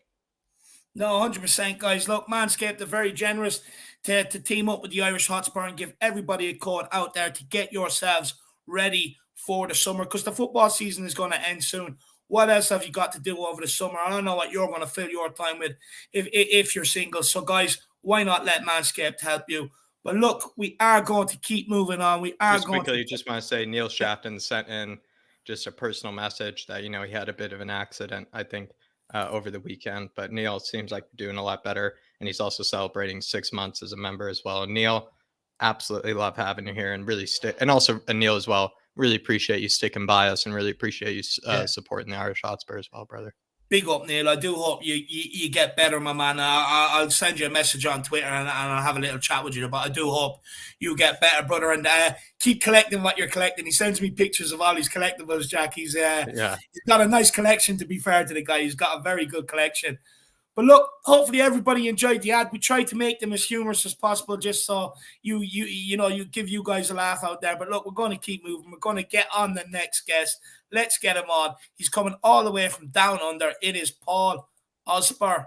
Paul. Forward, you Spurs. Yes, Paul. There you go, man. You keeping well? Yeah, I don't know about the Manscaped, man. I like to keep my collars matching my cuffs, if you know what I mean. So,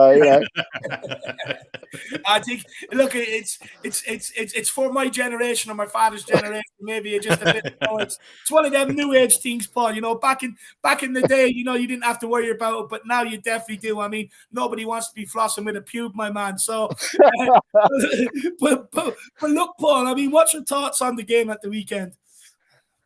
I don't think it. Look, I mean, I'm always rosy, I think, but I don't think it's as bad as people make it out. Yeah, I think so. Because, if you remember when we went through that rough patch, Burnley and Wolves, and was it Southampton, and then suddenly we came good. We suddenly came good out of nowhere, and I think the difference was because football is it's a funny old game. Was that Doherty started playing not brilliant, but just good enough, so that players around him, they've got options now. He's not always going to do the best with it, but it was just over that threshold where suddenly we were going from being like we are at the moment to 4-0, 5-0. Doesn't matter who you're playing. You can only play who's on the pitch in front of you. And I think really we're at that point again where it would just take a small improvement by such as, like Reguilon or Sessegnon or Emerson, one of those players, just to get a little bit better, and then we're off and flying again. Yeah. Do you think Emerson or Sessegnon or Reguilon can give us what we need from them fullbacks over the last 5 games? Well, look, I didn't think Doherty could do it, but he did. True. Very true. We've seen miracles before in those positions. Ben Davies, he's suddenly playing all right, So I think it's possible. Why not? Why not? Yeah. It doesn't have to be a massive improvement, just enough. And then all of a sudden, our top 3, come to life. That instills confidence through the rest of the team. I mean, the problem really with our midfield, and even when we were playing well, the midfield hasn't been, world class. Let's put it that way. I'm not saying it was shit, but it wasn't world class. But it was just good enough to get Kulusevski, Kane, Son, or whoever, Bergwijn, anyone else playing really well. Yeah. So, where do you think it starts, though, Paul? Like, I think we've been talking a lot, and the big, kind of keyword has been like urgency. Do you feel like maybe people are just a bit too slow on the ball? Like, and I think it starts with the center backs. I think the center backs are way too slow on the ball. Yeah, well, I'm going to point my finger at the fans actually, this is because I obviously don't go to games anymore. But I've just had a mate over from England, and he's been to like every home game since the late '80s, early '90s. So yeah, this is something he's regularly said over the years. And when I say fans, I probably don't mean anyone that's watching this. I don't mean anyone that's on any of the Spurs fans channels, because they've clearly got some bollocks about them. I'd say people who attend Tottenham Hotspur home games. When I heard Brad earlier saying someone said he was too loud, fuck that person. Fuck that. As I probably will talk about whenever I come on these things, I will talk about the good old days. And in the good old days, ticket prices were so cheap you could do it with pocket money. You had people from all walks of life, from rich people, unemployed people, fucking anyone could go and watch a Tottenham game. Couple of quid, that's all it was. So now you've got a load of people there because we've got a nice new big stadium, which we have to have if we want the revenue to buy the players and all that sort of stuff. But it seems to be just full of middle class aspirational. Life has been taken out, you think? Yeah, robotic wankers that and I can kind of understand it as well for like if you're if you haven't got a lot of money on you, and it's a big thing. It's about, how much is a ticket? £100 or something like that to go to a game. It's whatever it is. It's not cheap, and so you have this expectation, this entitlement. You want to be entertained. Whereas when we used to go, it was like sometimes you'd have a fucking 0-0 draw, but you'd still be having banter between the Shell side of Paxton Road, and there'd be some life about it. Hang on, I've just got to decline a phone call. There we go. And like, so when I'm talking about, that margin between not firing and firing, I'd even say like there was a period there where Emerson Royal, he'd be having, shots and missing. And I'm only watching on TV, so I don't get the atmosphere, but I'd hear the crowd really fucking quiet, or, and it's like, look, if he's got the confidence to have a go and shoot, eventually, it's human nature. You do that enough times, you're going to start getting it right. But if you're doing it and you're just getting, fucking apathy. He's scared to do it. Yeah, why the fuck would put a ball in the box. He's scared to take a man on. He's scared to, I think you're probably right, because of the reception and because of what maybe he thinks people might think. I think you're right. Yeah, it's not just something that affects football. It's affecting a lot. When prices go up, people think that they have the right to sit. You get influenced. They're sitting there, they're talking about their property prices. Maybe, oh, look, I'm at Tottenham Hotspur today. They don't know fucking anything about the club. So I would have a sign above the turnstile. Well, I suppose they're not turnstiles, are they? Some sort of security beepy app fucking thing now, where You have a big neon sign, and it just says, "Today we are going to fuck insert visiting team up the arse." And if someone says, "Oh, that's a bit offensive," red card, you're not coming in, go home. So for the people that go, and I see videos of when Ben and Sim or Expressions are at the game, and they're clearly losing their nut when we score and things like that, and you can see they're in with the vocal fans. Yeah. But then you've got 70,000 other pricks just, this is disgusting. Yeah. Are you allowed to swear at a game now, or do you get hoisted out by security or some bullshit like that? You're barely allowed out your seat in a game anymore, my man. What was that? You're barely allowed out of your seat in a game anymore. Yeah, when I heard that phrase, they're going to start allowing safe standing. I thought, fucking just shoot me now, fuck that. But you know what, actually, when it comes to the standing, I don't mind, because for me, I've been a part of the standing. I actually feel like it generates a better atmosphere, to be honest with you. Absolutely, 100%, man, 100%. Like when you're standing there on a terrace and you score, and you just, I was only a kid when I was going, and you'd just be lifted off your feet. You'd be shoved 20 yards one way, 20 yards the other way. It would just go spectacularly amazing. I mean, it was so much fun. Where the last home game I went to was, I think it was 94, 95. It was a pretty boring game against QPR. Jurgen Klinsmann scored. The atmosphere was like a fucking swimming pool. Yeah. The shelf was all seater. So, the fans that I've got to keep shouting, even when it's crap, even when the players are not doing well. Keep shouting. Look, the players aren't idiots. The players can tell when you're shouting and you're on their side, or you're just shouting to pass the time. But it's better than being fucking quiet. Yeah.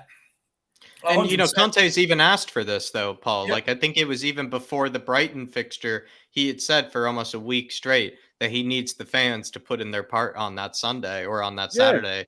And so you're absolutely spot on. Yeah, and if they're not, then you get what you are. If not you, when I say you, I don't mean I really don't mean anyone watching this. I don't mean anyone that's streaming, because I'm sure they're not quiet. Fucking hell. So yeah, if people are just sitting there, just thinking of what fine selection of wines they're going to have after the match. I'm here for the whole day experience.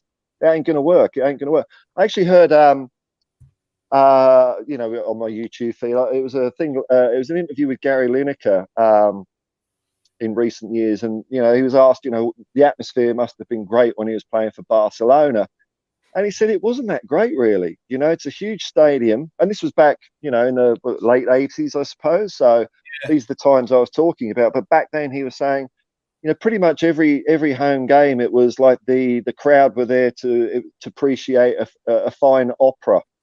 And the only exception really was when it was a Classico game. That was when the crowd went off. Whereas English football, the benefit English football used to have was the atmosphere. And when you look at the clubs that are doing well, I'll probably single out, a team like Liverpool, who I know we don't have the best relationship with, but fuck, their fans are pretty raucous and pretty good. I don't think they're sitting there quiet most of the time. So what's Tottenham doing? Well, I hope we don't get the library connotation, like we know the others, deservedly have, Paul. So I think it is, it's a valid fear to have, my man, and especially in games like this where it's crunch time. And when you're spending £100, £200, £300 a ticket, and that brings the sort of person with a sense of entitlement. You imagine it, win a trophy. Why aren't you winning a trophy? What's that? That's not the way you support a team. No one deserves or is entitled to win a trophy.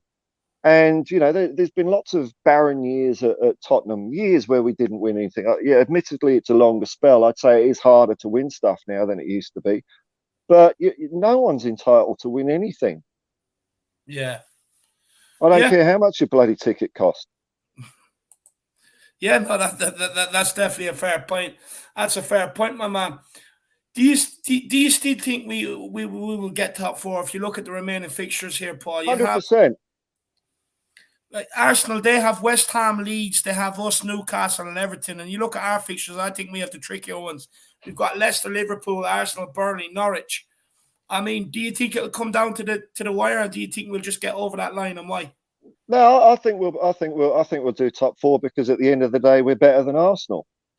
That's what it comes down to. I think the Arsenal have had a couple of good results with a bit of luck.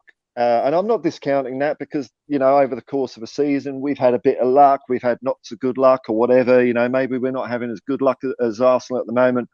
But luck won't last you another 5 games. You're not going to have 5 lucky games on the bounce. And I think when it comes down to it, I think Arsenal's injuries they're going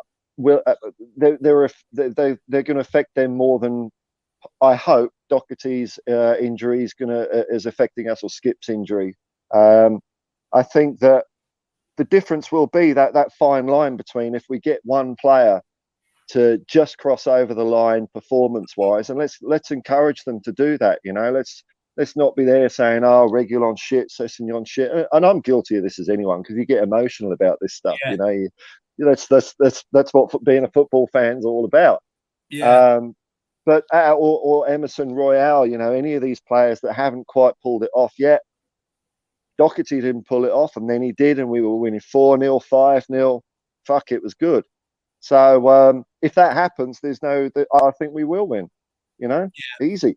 I don't, and if that happens, I don't even think it's going to be hard. Interesting. Sitting on the couch. I hope not, my man. I really do. Look, it's definitely squeaky bum time for sure. Yeah. And I mean, it started last night. I started sort of hearing news about the Conte Pochettino thing. Is there any?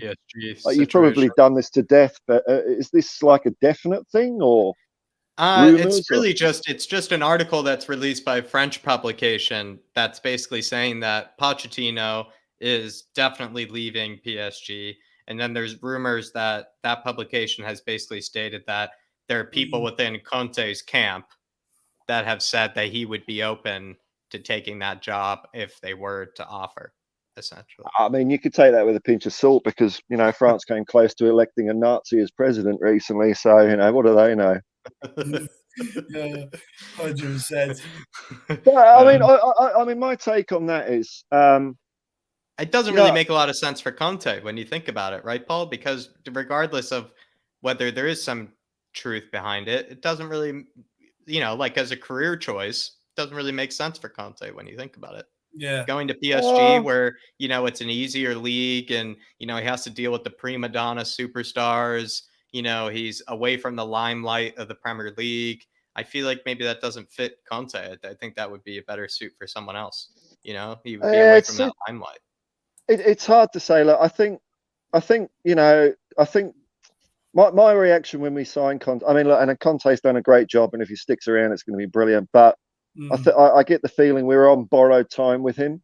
He is one of the world's best managers. Are Tottenham one of the world's best clubs? No. We're not. When you throw in every team in Europe, we're not in that mix. So if it's not PSG, then at some stage it would be some other club, and I think he'll go, and good on him. He's that good. So I think what we, if he does go and we do get Pochettino back, I mean, there's no other manager around, I don't think, that's out there. Yeah. I think Pochettino had Spurs in his blood, I really do. And I think, again, he was given a hard time by the fans. We've got a short-term looking board, and that's backed up by short-term looking fans. So when you have a bit of a bad run, the fans, not all the fans, but enough of the fans start saying, "Oh, Pochettino out, trophy." And so, the board just, okay, we'll do what you want. We'll get rid of Pochettino. And then Mourinho, the same thing. Get rid of Mourinho. I think Mourinho did a good job. I mean, what the fuck, got us to a cup final, and they got rid of him the week before. It's ridiculous. So, I mean, I'm no fan of the board, because I'm not. But you know, in some ways they are reflecting a lot of the fan base in their actions, you know. So and if Pochettino came back, I don't think that'd be a bad thing. I know people say about, you know, you don't go back to an old girlfriend, but sometimes it does work out. Mourinho got another Premier League title with Chelsea, and at the end of it, we came top four 4 years out of 5. Got to a final of the European Cup, or UEFA Cup as it really is now. And remember that one of those years we came second. We were only beaten by a team that was funded by a bottomless pit of oligarch money. So, you know, that's not fucking bad, in my opinion. Yeah, 100%. 100%, my man. But look, Paul, we still have 2 more guests to get you, my man. So I really appreciate you coming on. Bundle of energy and real positive energy. I absolutely love it, We my could man. use him for the pre-match build-up, Dave. We could use him for the pre-match build-up, especially when you're trying to convince people of, you know, the win. Yeah. You know, I think, Paul, we could use you, you know, on some of those on those game days, my man. Well, that's all about. That's what it's all about. It's about the dream, isn't it? Sometimes the dream comes true, but it's better to dream than not dream at all, I reckon. And Tottenham give you that dream. We've got the dream at the moment. So fuck it. We're going to win all our next 5 games. Destiny's in our own hands. Easy top 4. We might even get 3rd. The wheels might fall off Chelsea completely. Brilliant. I'll take it all. I'll take all of that and above. I'll take all of that and above. Quality. But look, Paul, we'll see you again soon, my man. Really appreciate you coming on. I love the Keep positive. it up, man. See Come you, on, you Spurs. Come on, you Spurs. Well done.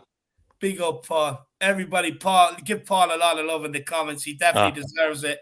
Definitely deserves it. The old lad says PSG are nobody's compared to the Spurs. Agreed. Yeah, in terms of European football, now 100%. I just think, look, with Conte, they can kind of give the guy what he wants, you know. So, look, it'd be interesting to see how it plays out. I'd rather keep Conte than bring back Poch anyway.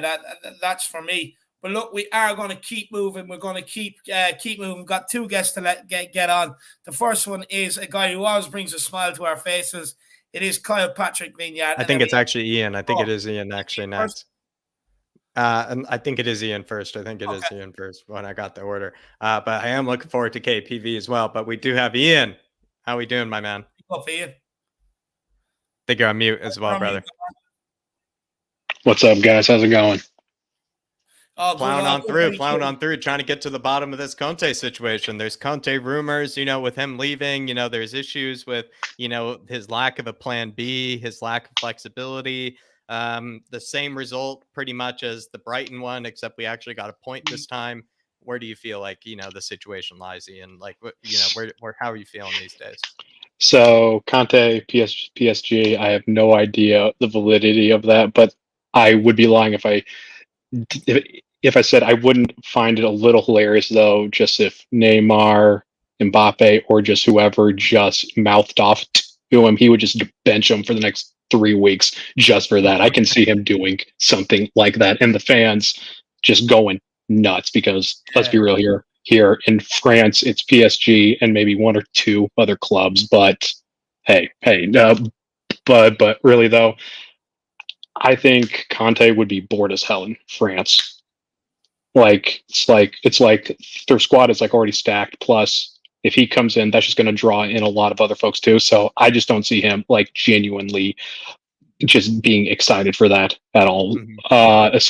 As far as Poch goes, look, just like what Paul said, and I would have a drink with him easily. But as far as Poch goes, though, like sometimes it does work out with an ex. I personally never want to personally find that out, but it's like. But I do think though, before it's all said and done though, with his career though, Poch will be back. I just don't think this is the right time for him. I would love it, but I just don't think it's the right time yet for him. Yeah, look, for me, I don't think so either. Look, my fear with Poch coming back is that he's not going to be able to reach the same heights he did as the first time. And anything he comes back to do at Tottenham is going to be deemed a failure. And look, if the guy got us to a Champions League final and still didn't have the presence to demand the money from Levy, and Levy actually give it to him, then he's not the answer, even if we do lose Conte, because the proof is in the pudding. They're not going to back the guy to the extent that they would under someone like a Conte, who has the aura, who has the presence. You know what I mean? He has the trophies there to prove that if you do back him and you do give him the money, you will get some sort of return from it. And that's just my fear with Pochettino coming back compared to Conte. I think with Conte, we have the right guy here to put the foundations in charge or in place, put the winning mentality in place, put what is minimum required to be a Tottenham player in place, and anyone that falls below them standards in future can go. I just think this is the right guy to build the standards in order to push us towards being a European superhouse. Even if he is only here for the 18 months that his contract says, he's still the right guy to put the spine of everything in place, in my opinion. Right. And like I said on Twitter, it's like, if Conte just leaves, then sure, bring in Poch. But if Conte's staying around, you don't need to bring in Poch. Like, it's like, I think it's as simple as that. I mean, like, yeah, like it's a good problem to have though. But yeah, like you said, a lot of those players that are still getting like significant playing time week in, week out were there under Poch. And aside from Eric Dyer and maybe a couple other guys, I mean, like folks have either they're like maintained that elite level in like Son and Kane and that, or they've just fallen off the face of the earth. And frankly, it took them way too long to be like sold off. And it's like it's just one of those things where it's like, all right, how about this? Okay, so when we brought Bale back, all right, I think Mourinho criminally underused him. But that aside, though, when Bale did get on, though, that was one of those instances, though, where you're bringing back a club icon, and for the most part, it worked out, I would say. Now, of course, like we had like a lot of other issues as well, too, though. But though, like it's just one of those things where it's like you don't need to rock the boat. It's not like Conte is threatening to burn down White Hart Lane on his way out. All right, like he's very aware of like what the issues are, and I think as much as been here so long as well, right? So it's not like he's sat here and seen windows go by with nothing done. Right.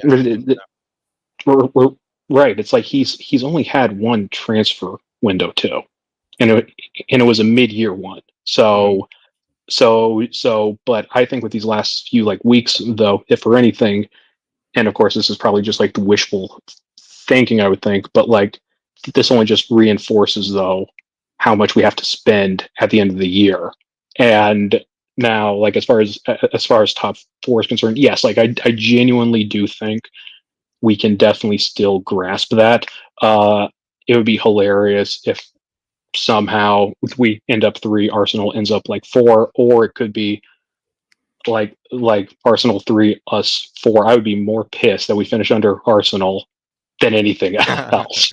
Me as well. Right? Even with promised CL next year. But it's just one of those things. Like it's like I think the last 2 weeks haven't been that awesome by any means, but like it just all goes to like show that how crucial Matt already has been for us, which is not something I would have said like even 3 months ago. And you've been on these fan shows for the past few weeks, I would say, Ian, and I'm pretty sure you were on that one where we did ask everybody, what do you think? Matt Doherty, is that, a big hurt to the top 4 chances? I think we were all pretty sound in saying, you know what? I don't really think it is. It's not going to be that big of a deal. Yeah. I mean, look at our situation now. I mean, did you see that coming? Did you see us, actually relying on Matt Doherty that much? Is it really Matt Doherty that's the one we're relying on? I mean, there's just a lot of like moving pieces here. I think it's easy to say like he was the one, but he's for sure part of it. I just think, if for anything, this just only reinforces how much depth we do not have. I mean, like I think Emerson is a quality player, but you're plugging him into a spot he really shouldn't be in, and you're just expecting him to just be a world-class star. Keep in mind, like he's only 22, right? And I know for Ulu, he's only 21, but like, and as much as much of a Kulu and Bentancur fan as I am, right? Last couple of like weeks, like could be just they're just tired, but they aren't looking that like it's like they're still looking good, but not nearly to what they were like even like 4 weeks ago. With which hey, that happens. But like I just think this only gives Conte hopefully leverage at the end of the year, especially if we do get fourth. I think that could help us out here, but I think these next couple of weeks are going to be a little rough here. Leicester, I would think like you gotta give Steven Bergwijn more than like 6 seconds on the pitch, honestly, if he's going to have like any sort of fact. I forget who said it online, but like, what does Bergwijn need to do just to break in? Right now, what's he got to do? My feeling is that with Lucas coming on before Bergwijn, it's where actually I'm starting to really sympathize with the people who say that Bergwijn wasn't given enough of a chance here. Mhm. At first, I was kind of saying I disagree. Like I think he's been given lots of chances, but Mhm. now that I've been seeing, Lucas Moura come on before him, I'm seeing him only given about 8 minutes or less anytime he comes on. I really do see where people are coming from. And I know it's been taking me a long time to find a bit of sympathy for Bergwijn, but I agree with you, Ian. And it's becoming a bit comical at this stage how much he's kind of ignored by Conte. Right. And of course, we don't know what their relationship is like or like what happens at training. But like I would think though, like when he's on, he's on. I mean, and it'd be a shame if now, of course, if the price is right, we will see. But like, I just think he's too good to not give like at least 20 minutes, half hour, like on a somewhat consistent basis, and just like, and if for nothing else, like yeah, like he's really good up. Well, okay, fine, he should be really good up front, and like also like on like either side of a Harry, but like I would think, and we'll see where things are at here, but I would say like for the Northbridge match that we have at the end of the year, right? Like if we have things locked up, right? Just plug him in the midfield. I don't know. Like just try something. He just has like just too much of that raw speed that we just need, I think. Yeah, I feel the same way, to be fair. William Kelly saying, if Conte goes, I don't want Poch back. I want Ainge. I think he believes that Greek, manager over at Celtic, he's a class act. He's brought through a lot of Japanese players that, are basically under the radar for sure. And I think that's honestly exactly what Daniel Levy would like to see is players that no one's talking about that, are nice and cheap, to bring over. But is he ready for that move to a club like Spurs, William Kelly? I don't think so, my man. But he is doing some real work over there at Celtic, because if you think about what Celtic were thinking about last season with Rangers winning the league, and it looked like it was going to take them a while to get back to the pedestal that they built over there. Unbelievable to see what he's done over at Celtic to turn it around. Is he ready for that step up? I don't really think so, my man. I think Celtic is the right spot for him at this moment in time. Right. Yeah. It's like and I think like a lot of us, we really don't watch a whole lot of football up in Scotland, but yeah. It's like just considering like where Celtic was at like this time last year. I mean like, let's be honest here. It's Celtic and Rangers, or Rangers and Celtic, and then just everyone else. But yeah, it's like, yeah. I mean, like I think he is good exactly to where he is for now. What's your guys' take on Ten Hag heading over to the red part of like Manchester just because like I'm just Man, you were gonna get a bounce from it because it didn't look like they did last time out, but obviously maybe that's because the Wreck-It Ralph is still around. So what do you think? Or because Dave has very kindly and generously included Man United, in the list of teams that for the fixtures. I think Man United fans should actually probably buy David a nice hat, maybe a sweater, because honestly, that sort of generosity is, actually quite surprising coming from him. But where do you think United stand? Are they still challenging, or are they just out of the picture for you? Honestly, I think it just depends week to week. I think like just given. Well, let's say after next week, let's say Spurs get 3 points. Let's say United get a point. Well, I think they'll need to get 3 points. I think let's put it this way: Yeah. United need to get 3 points this weekend to still fight for top 4. I would say this. I would say United need the 3 points a lot more than us, and we need them pretty bad.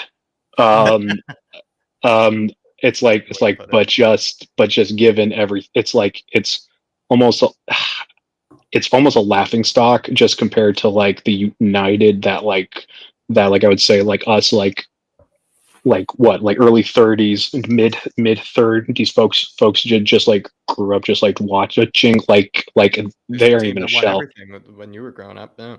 They won pretty much everything, and that was part of the reason I just cannot stand them is just because it's like they are the New York Yankees of the Premier League, just this like storied team that everyone hates, and so when they're just playing awful, everyone remembers those times of like way back when, and is just relishing the fact that they're just awful now. Except now though, it's sort of like, oh, do we kind of feel bad for them in a way, just because they are like embarrassingly awful. Yeah. So, yeah. Do you know what? For me, I think Ten Hag has a huge job on his hands, and I don't think it's a quick fix whatsoever.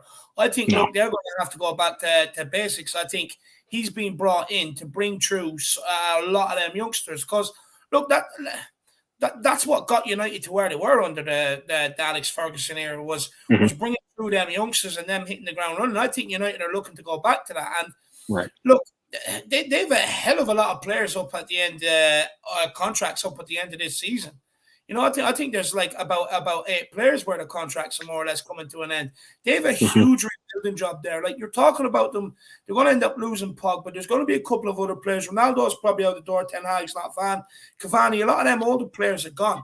So United are going to go through a transition period. I think next season you're going to see them very up and down for the first part of the season, and then maybe after the January transfer window, you might see them kind of maintain some sort of level. But I don't think you'll see United back for around 2 or 3 years, to be honest with you. I think they're looking to clean house and just build it from the ground up again. Like that. I think even Ten Hag himself said, "Don't expect a title within 4 years" or something like that. He even said, which is unbelievable to hear United fans, saying this sort of, these sort of things. It really is like how things have changed, how teams have fallen, how situations have.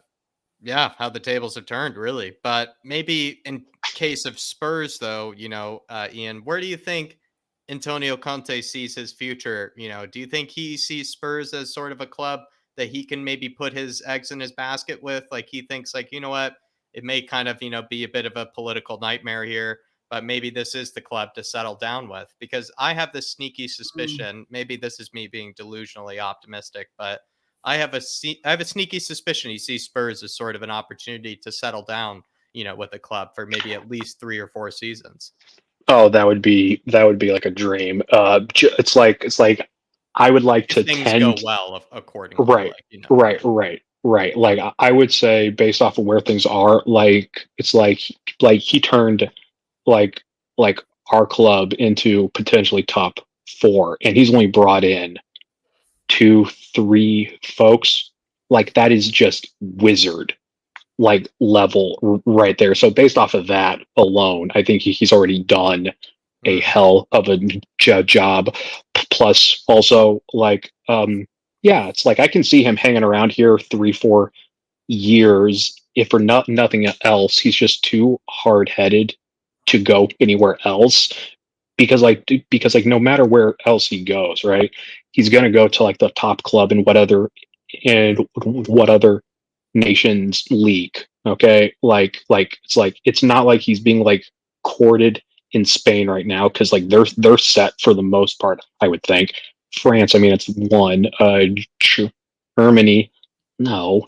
It's like Italy again. He just came from there. It's like, but yeah, like I can see him like relishing the idea though of having maybe 3 or 4 years here. That's a lot of folks in, a lot of folks out. State of the art stadium, and I think the fact that I think the fact that we're this close right now only helps that. Like if we were like 7th, 8th, like just competing for the Conference League, I think he's like, what have I gotten myself into? This club cannot be saved. But I think if we are in the spot we're in right now, even if we don't get top 4 this year, which I think we will definitely get top 4, I still think he hangs around. I don't see him taking his ball in heading out of town. I really don't. Just because like just because I think like it's like I think on some level he genuinely just doesn't want to break the fans' hearts on some level, just because like he knows like everything we have been through over the last like 2 or 3 years. I mean like just the turnover and I think yeah, like he wants to bring in his own like he wants to bring in his own folks, as he should be able to. It's just that, you know, Levy, Lewis, and those assholes in the office. I mean, like it's like for better or for worse, it's ultimately all up to them. But I think Conte stays here for at least through the end of next year for sure, unless something really goes wrong. That's what it feels like with me. I think everybody just can't panic. And if you do panic, I think it just makes it a bit worse. I find it to be a bit absurd if he were to leave early. And I only see him leaving, like you just said, if things go dramatically wrong in the transfer window where, you know, let's say we're 2 weeks away from the start of the season and we've yet to sign that position, you know, that we know is crucial. We've yet to bring in a big money signing. You know, I would say those sort of things I could see as maybe the reason for him leaving. But I don't know. It seems a bit far-fetched. But Ian, any final words, my man? Any, you know, kind of final things you want to talk about, final remarks before we keep going? You just gotta keep the faith. I mean, like it's hard, man. It's really hard. I mean, but you know, even my like beloved Cincinnati Reds, after losing 10 straight games, finally won one over the weekend. So, you know, anything can happen. But yeah, like I do think we get top 4, we get Champions League, and then we all stress the hell out over the summer when we haven't signed anyone 2 weeks in. So I can definitely see that happening here. But yeah, like I think Conte hangs around. He's not going anywhere. Poch will be back at some point. Who knows when? But I think for right now, like you just gotta shape up the wing backs and pray to God no one else gets hurt. I think we definitely beat Arsenal when we play them. We just cannot let Leicester and Liverpool just distract us. All right, like just take it 1 week at a time, and things will be fine. I'm sure of it. I hope Arsenal loses every game from now until the end of until the end of time. Yeah, Me too, Ian. Me too, I my hope man. so. I hope so, my man. But look, Ian, it's been an absolute pleasure, my man. Really appreciate you coming on, and we'll speak to you again next week. Anytime, guys. Leave you out. Big up, Ian. We'll Great see you job, again Ian. soon, my man. Big up, Ian. What an absolute guest. What a gentleman as well. Ending on the old Deagle as well. The old Yeah, I Levy. was just gonna say, ending out classy as well at the end there, Ian. Well done, my man. Big up, Ian. Big up. But look, we'll keep moving. We'll get on the next Keep guest. We've moving. got KPV. Kyle, how are you keeping, my man? I'm good. You keeping well? What's your thoughts on the result at the weekend, brother? Shocking, pathetic, everything. Yeah, shocking. Do you blame Conte's tactics, man, or do you blame the players' effort? I think I blame the players' effort. Like they just didn't put on a good shift. Like Kulu, I know had a poor game, but done okay. But Romero, Ben Davis done pretty well, as Ryan said. But yeah, like 3rd game in the season, not a single shot on target. 3rd game this season, like yeah, that's probably the 3rd game I've not had a single shot on target since that 3-0 defeat by Man United when we booed off the players at full time when we had that Wolves manager Nuno. Like now this happens under Conte. Like seriously, we need to get our act together. Leicester this weekend, like we have Leicester at home, I know, which is going to be tough. And I think, as we all know, Kane loves a goal against his former club. I think he's got, what, 17, is it, against them? Against Is Leicester. he a fox hunter? I didn't know he was a fox hunter as well. Yeah, he's a fox hunter. He loves a goal. But, like, Bergwijn's definitely going to do it again. We beat them 3 months ago, 3-2. We were 1-0 down, then we equalised, then they score again, then Bergwijn comes off and does the unthinkable. 3-2 is our favourite scoreline since Amsterdam, right? Like, that's our favourite scoreline. Yeah. Like, can we just bring back Amsterdam, please?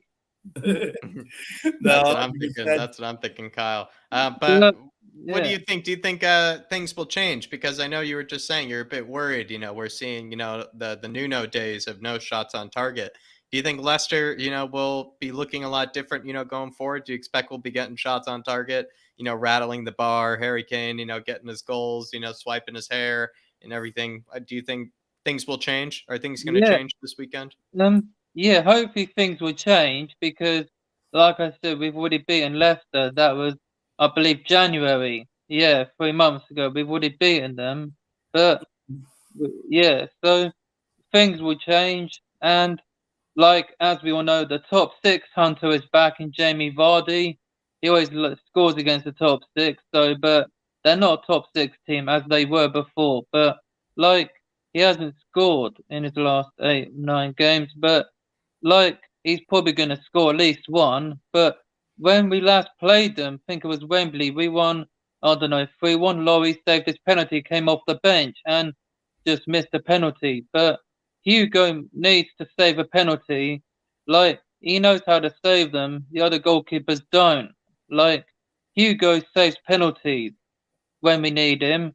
So once, hopefully we don't concede. But if we do, then Vardy steps up, misses it, and then the whole stadium's going to be walking. Like, looks like the brand new net almost came off. Like, he always saves penalties, but if we do concede early the penalty, then they try and go 1-0 up, but Loris will go the right way and save. Then the whole stadium's going to be walking.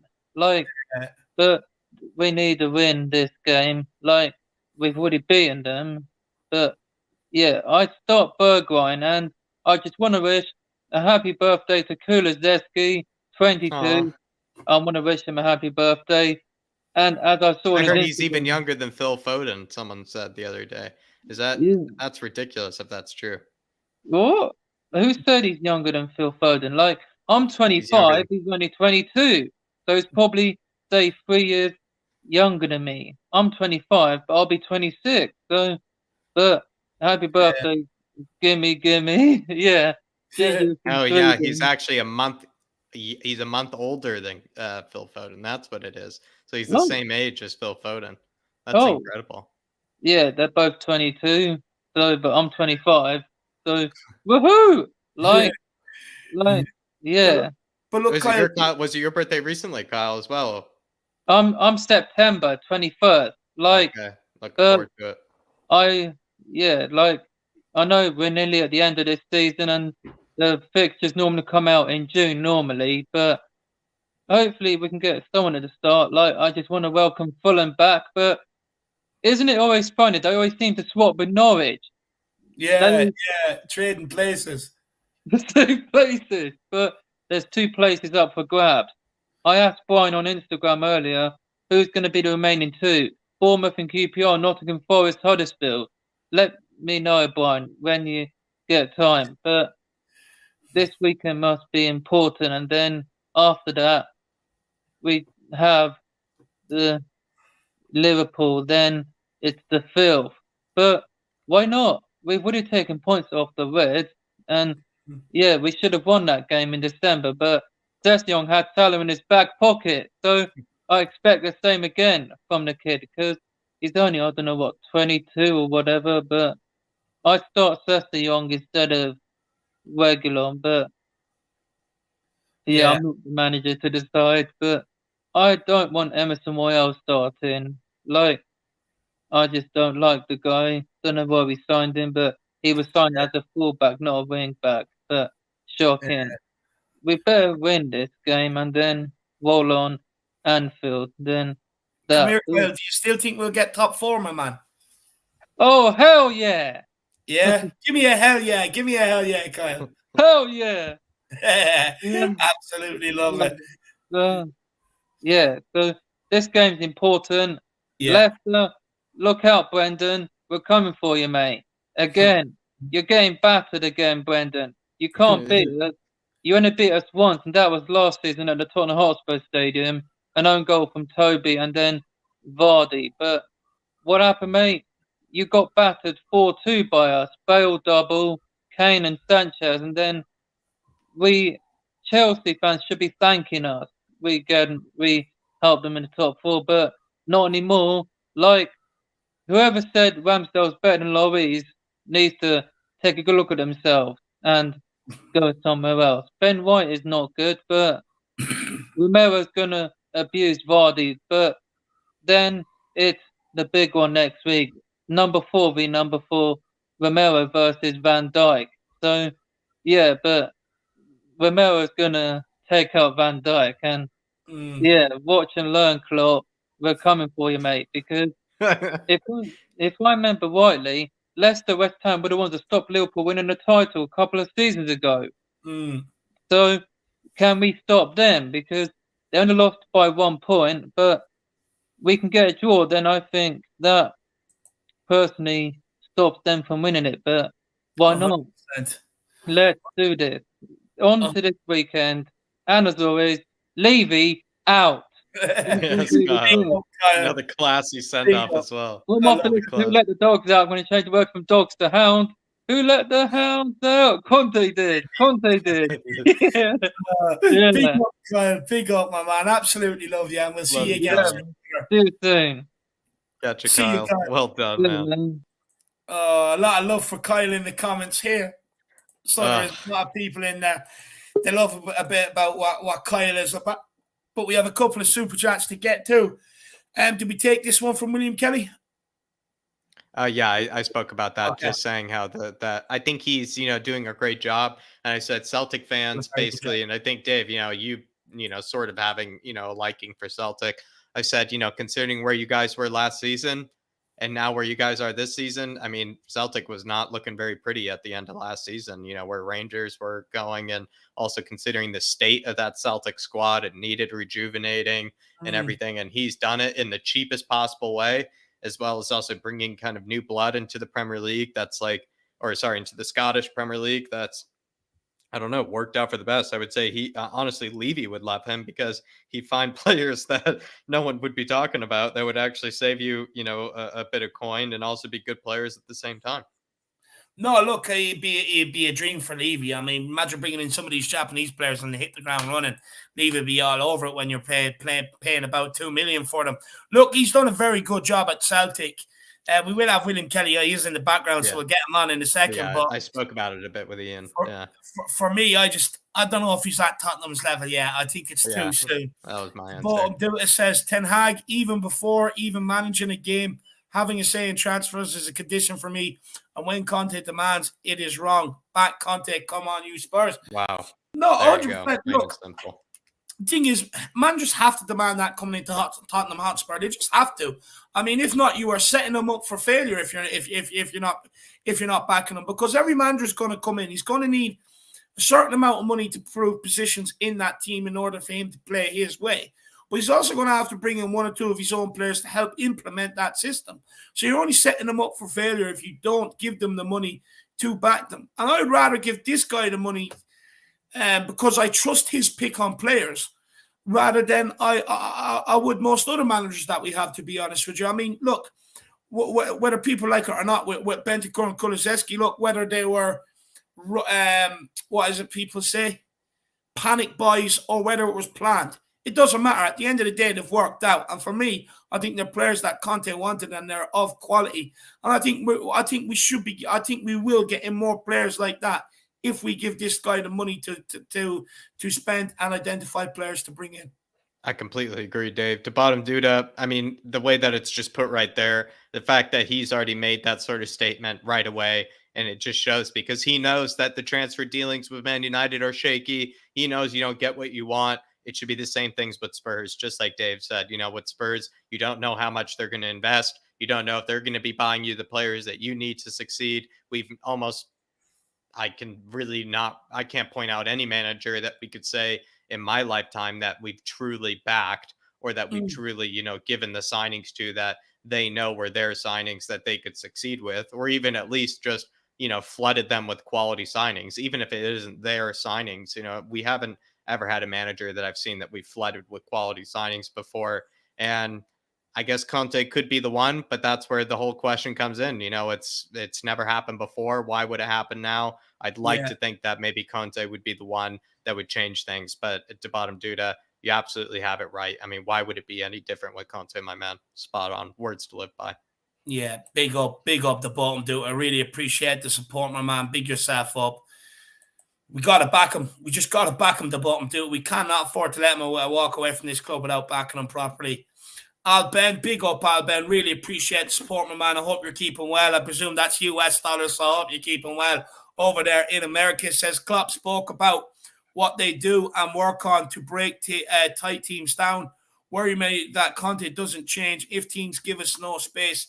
We look clueless. And look, Alben, I was speaking on this earlier on, and for me, look, personally, I don't think it's down to tactics, to be honest with you. I just think it comes down to how quick we move the ball when it comes to these teams. I mean, we are more than happy as a team to pass it across our back line in front of them. And they're more than happy to allow us to do that. It's up to us to mix up our passes, go long, go short. But even if you are going from side to side, do it so much quicker. One touch, boom, one touch, boom. The ball moves quicker than any other player in football. The ball moves the quickest. You will never outrun the speed of the football. And for me, you've just got to move it a lot quicker. You've got to try different things. Go in behind, into Kane's feet, out wide, get crosses in. It's all it takes is players to grasp a bit. I mean, if these tactics work against the likes of Man City, they work to get points off Liverpool and that earlier on this season. There's no reason why they shouldn't be working against teams like this. The difference is the players' mentality and the speed at how quick they move the ball, because all we do is we pass it across the back line and we allow them to set up a wall of 11 players in front of us. There you are, Tottenham, try and play through that. And then we do nothing about it. It's just too slow, side to side, have no answers.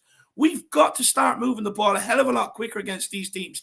With some of the players we have, you should be able to get the ball into their feet, they beat their man and they make something happen. But no one wants to do it. Everyone wants to just pass off to the next guy in front of them. Get the ball at your feet, spin your man, and put one in top bins. That's what you should be doing against these teams. But as well, he's not helped, because if these players aren't doing that, he should have options off the bench to bring on for players that will do that, just like Liverpool do. They got Diaz there. They got Jota. Okay, man. Okay, okay, for me, you're not performing? Okay, we'll take one of you off. We'll bring on one of these guys. They have options to be able to do that and mix it up. And ultimately, in these games, one of them players usually gets them that goal. And that's the difference in these games. It's not down to that. It's not down to trying something new or different. It's down to the players, in my opinion. I mean, Al, I hope that the way that Conte is able to, the way that Klopp, is saying that, this is how we're, trying to break down teams that do this against us. I hope Conte is doing the same thing. I reckon he is doing the same thing. Maybe just the problem is it's just maybe a lot harder with the players that he has at his disposal to really bypass the problems that he's experiencing. And maybe that's why there's this argument that, people are figuring out Conte. I think the reason why people are figuring out Conte is because he's limited by the players that he has. So they're realizing, like, wait a minute, like that player out wide isn't actually a threat. So we don't really have to honor that threat in Conte's 3-4-3. We can focus more on what they're trying to do in the middle. We can stifle that. We can take the risk of not really doing anything out wide. And then it seems like that's where he's being hurt, is he's just limited by having poor players in positions that he relies on to really, get the most out of his system. And I think that's where I hope that he's also, though, trying to figure out maybe ways to, maybe deal with this sort of issue that he's coming up against. But I would say, Al, maybe this problem will only be for the rest of the season. Next season might not be a problem at all, for us with maybe the signings we get in. But my other thing as well is with Leicester and Liverpool, I don't really see them playing like that against us. So I think we'll also get away with it for at least the next 2 games. So hopefully we can get some results there. But it's a great comment, Al. It's a great comment. Yeah, great comment. Great comment. Big up, pal. Really appreciate the support, brother. And hopefully you got your money's worth. Hopefully you enjoyed the conversation we had out. But no, look, let us know in the comments. Do you agree with what me and Jack are saying? Do you disagree? Let us know what your thoughts are, my man. But beat yourself up, out, man. Buck Nasty One says, BK Spurs here, point on me when we clinch 4th. My man, I really do appreciate that, brother. I really do appreciate that. Look, we'll get a nice pint of Guinness to celebrate once that happens, my man. Big yourself up, Buck Nasty. I absolutely love the name as well. I love the name. It's quality. And then KPV, wow, brother, I really appreciate support, KVP.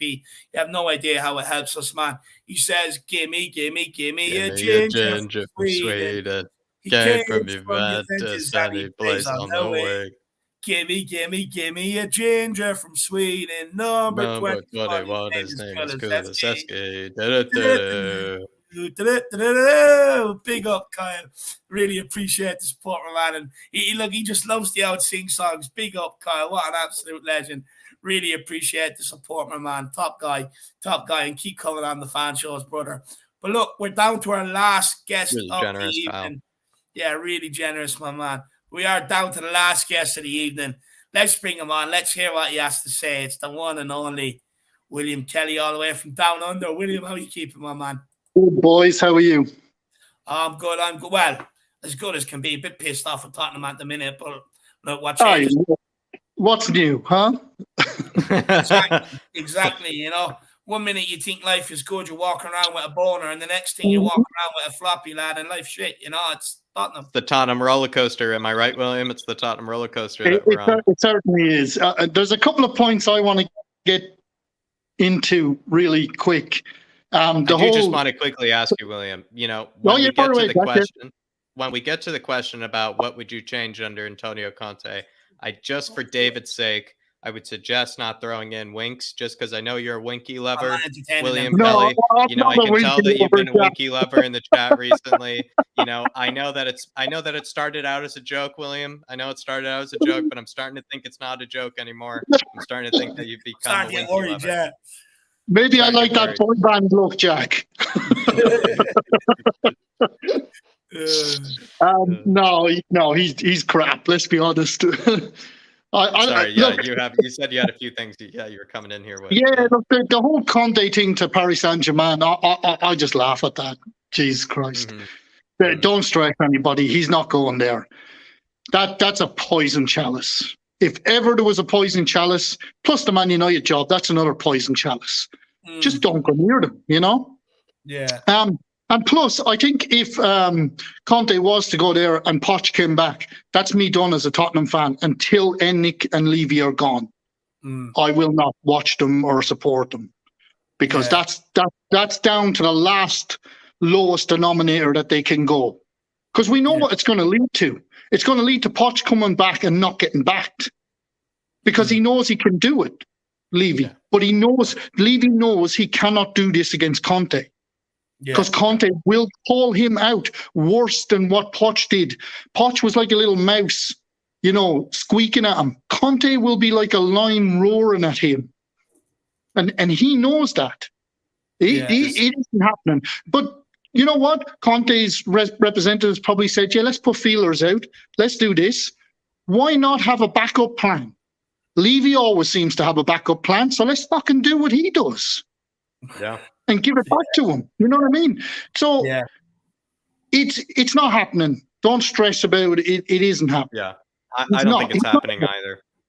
No, but do you think Daniel Levy just forsakes? Do you think he sees Pochettino as kind of a cop-out? Is that kind of what you're saying? Like he sees him as I think a lot of of course, Jack. I think a lot of the older fans will not accept that because they'll know exactly where that leads to.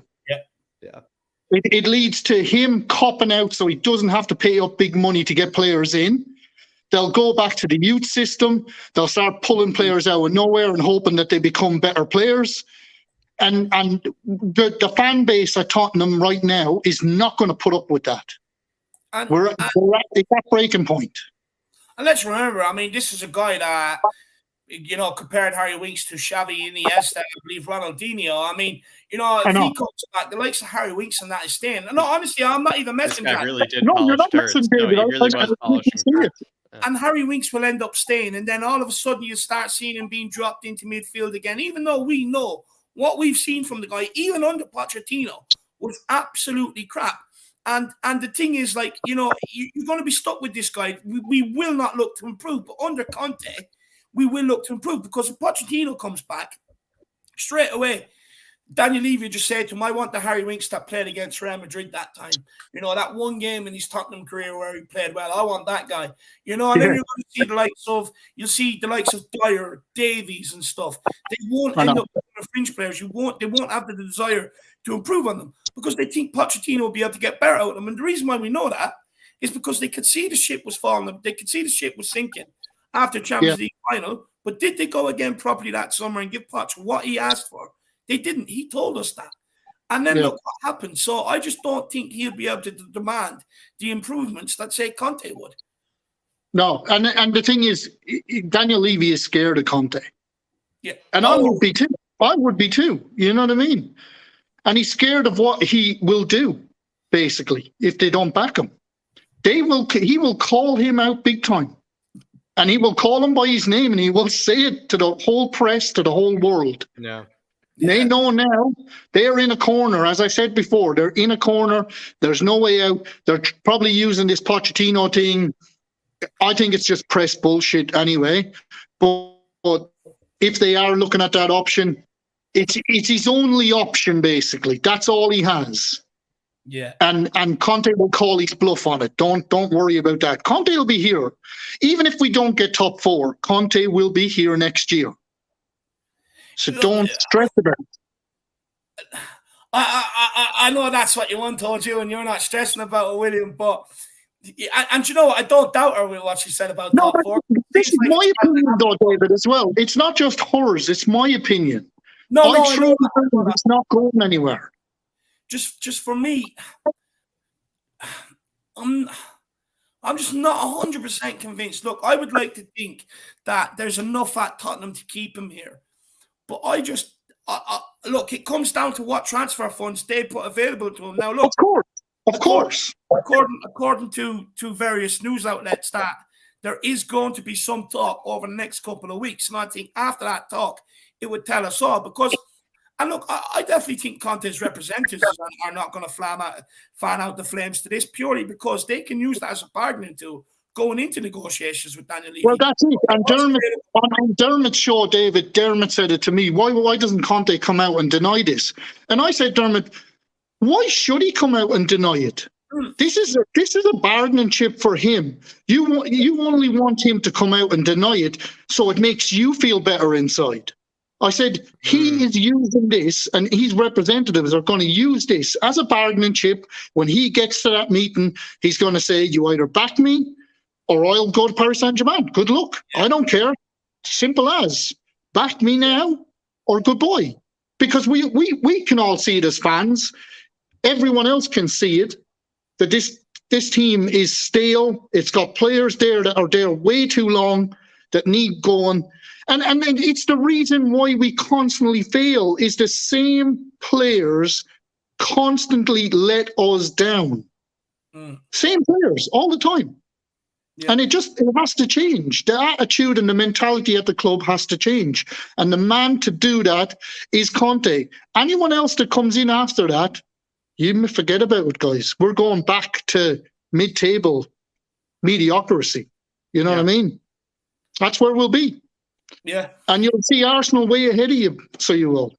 Yeah. And how's that going to feel? That's going to feel 10 times worse. I don't even like you talking about it, William, so which is why I'm going to move you on to a different subject entirely. I know, but we got to look at the... No, I mean, not even that different, because you were talking, William, you were talking about players that haven't been delivering. Do you think, like, Moon Boots, he kind of got us to this position. You know, he's been playing really well this season, and he's gotten us to top 4. Here's the point, okay? Conte has got the likes of got Davies and Dyer and players like that playing better. And plus Doherty. He got Doherty playing better, which we never thought would happen. But those same players are always going to revert back to what they are. That's what I think I'm seeing with moon boots right now. I'm seeing moon boots go back to being moon boots. It's like Davis missed 19 tackles in that game against Brentford. 19 tackles. Like, what the hell is this guy doing?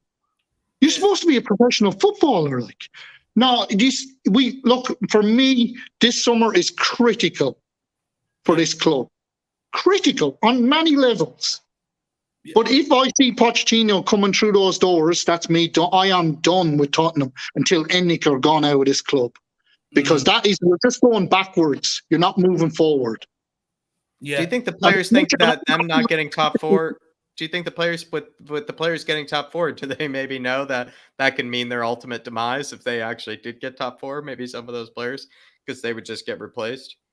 Well, Lord knows what some of those players are thinking, Jack, to be quite honest with you. But look, at the end of the day, some of them have to realise that they're not going to be at the club if Conte stays, you know.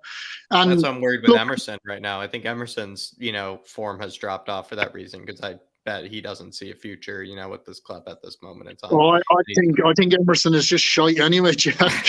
Yeah, I think he was that, William, but I think he's gotten worse since then. I think he's gotten worse since then for that reason. Look, I get it, and look, yeah, just the same old players, man. Same old players. Yeah. But look, we're in the fight to get top four. It's going to, like, people need to understand that Arsenal will mess up again. They're not going to win every game. Trust me, they're not. They're just as bad as what we are. West Ham this weekend for them. How do you see that happening? They're at, West Ham's at home. I think it could end up a draw there, to be quite honest with you. Of course, West Ham are going to be looking at Thursday night's game, the semi-final, the UEFA or the Europa League. So I still think West Ham have enough to get a draw against them, definitely. This is going to the wire, guys. This is going to go down to 1 point or goal difference on the last game of the season, basically. Yeah. Definitely. Yeah. Look, it's. I personally think I think we failed to win against Leicester. I think it's over. I'm giving up hope. I just don't see. No, I don't think so, Dave. I think if we lose to Leicester, it's still not over. I don't think it's over. I think Arsenal are if you put Arsenal in that position where they're ahead by 6 points, they will bottle it as well. They're just as bad as what we are. They are bottlers. They shit under pressure too. You know what I mean? They will bottle it. It will go to the wire.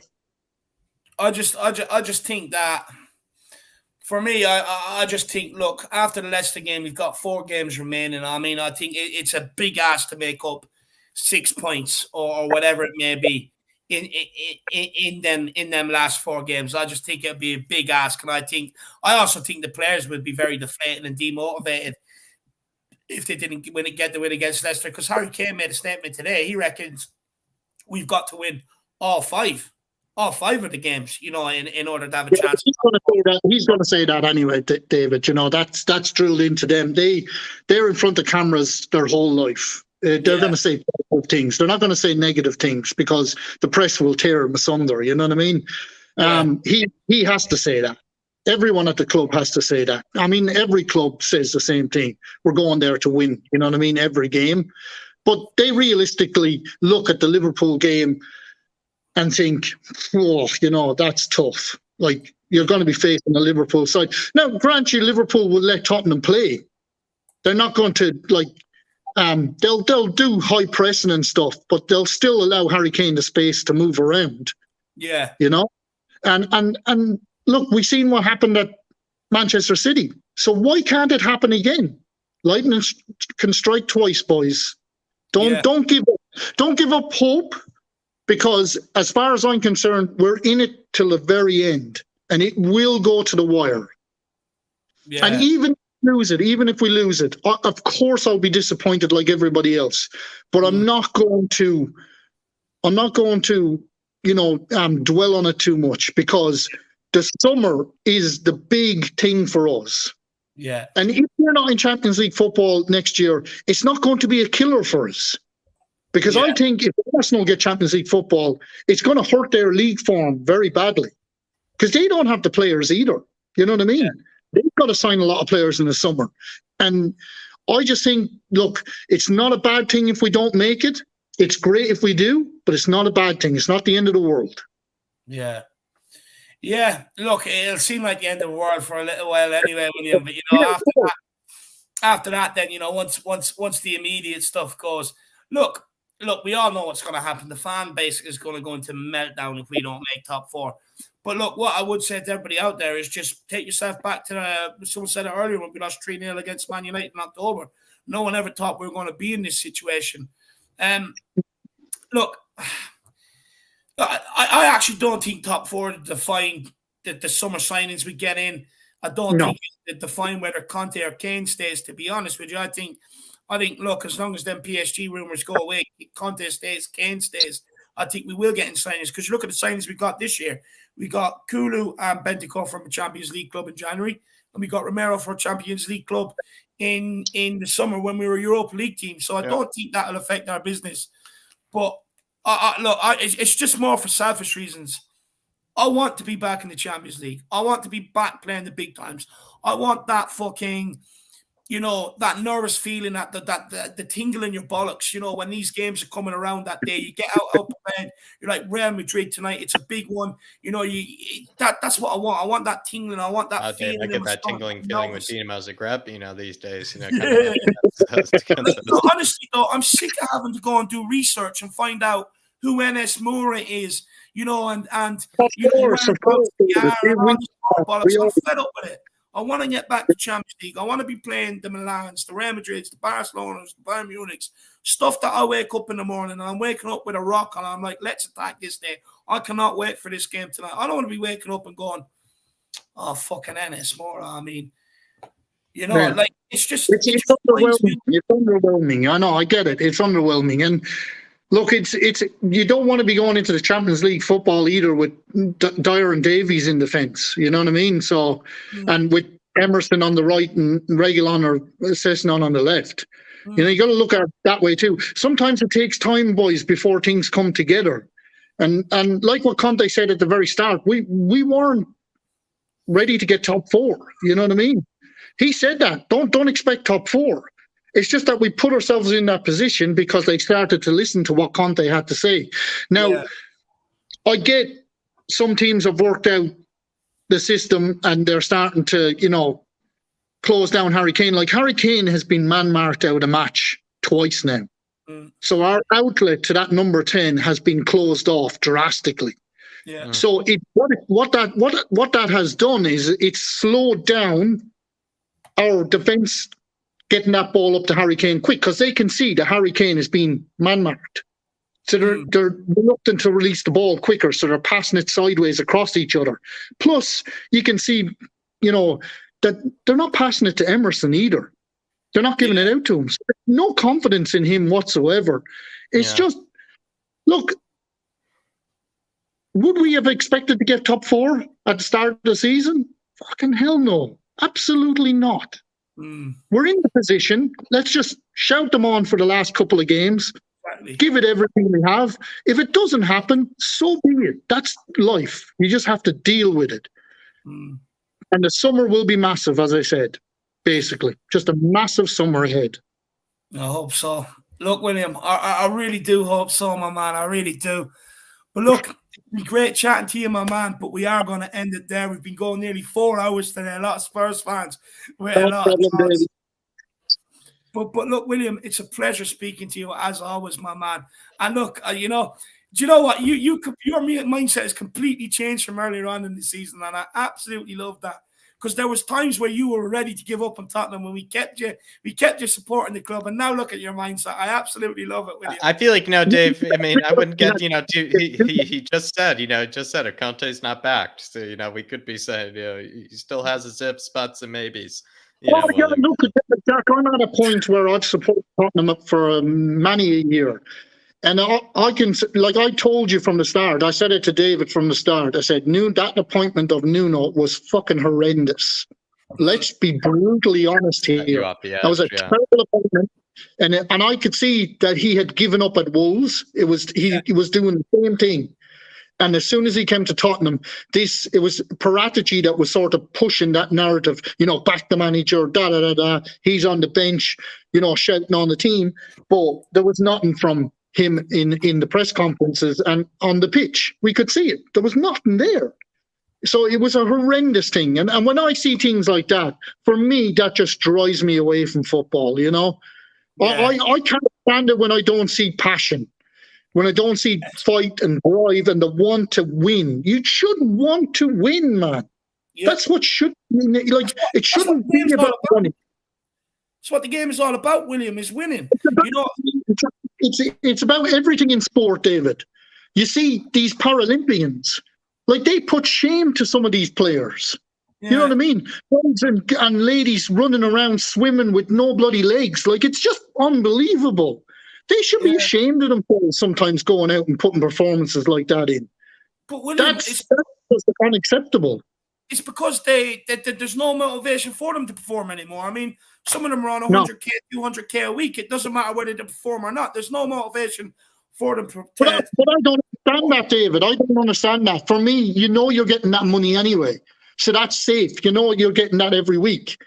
So should that not be more motivation to drive you on to want to win trophies? You know what I mean?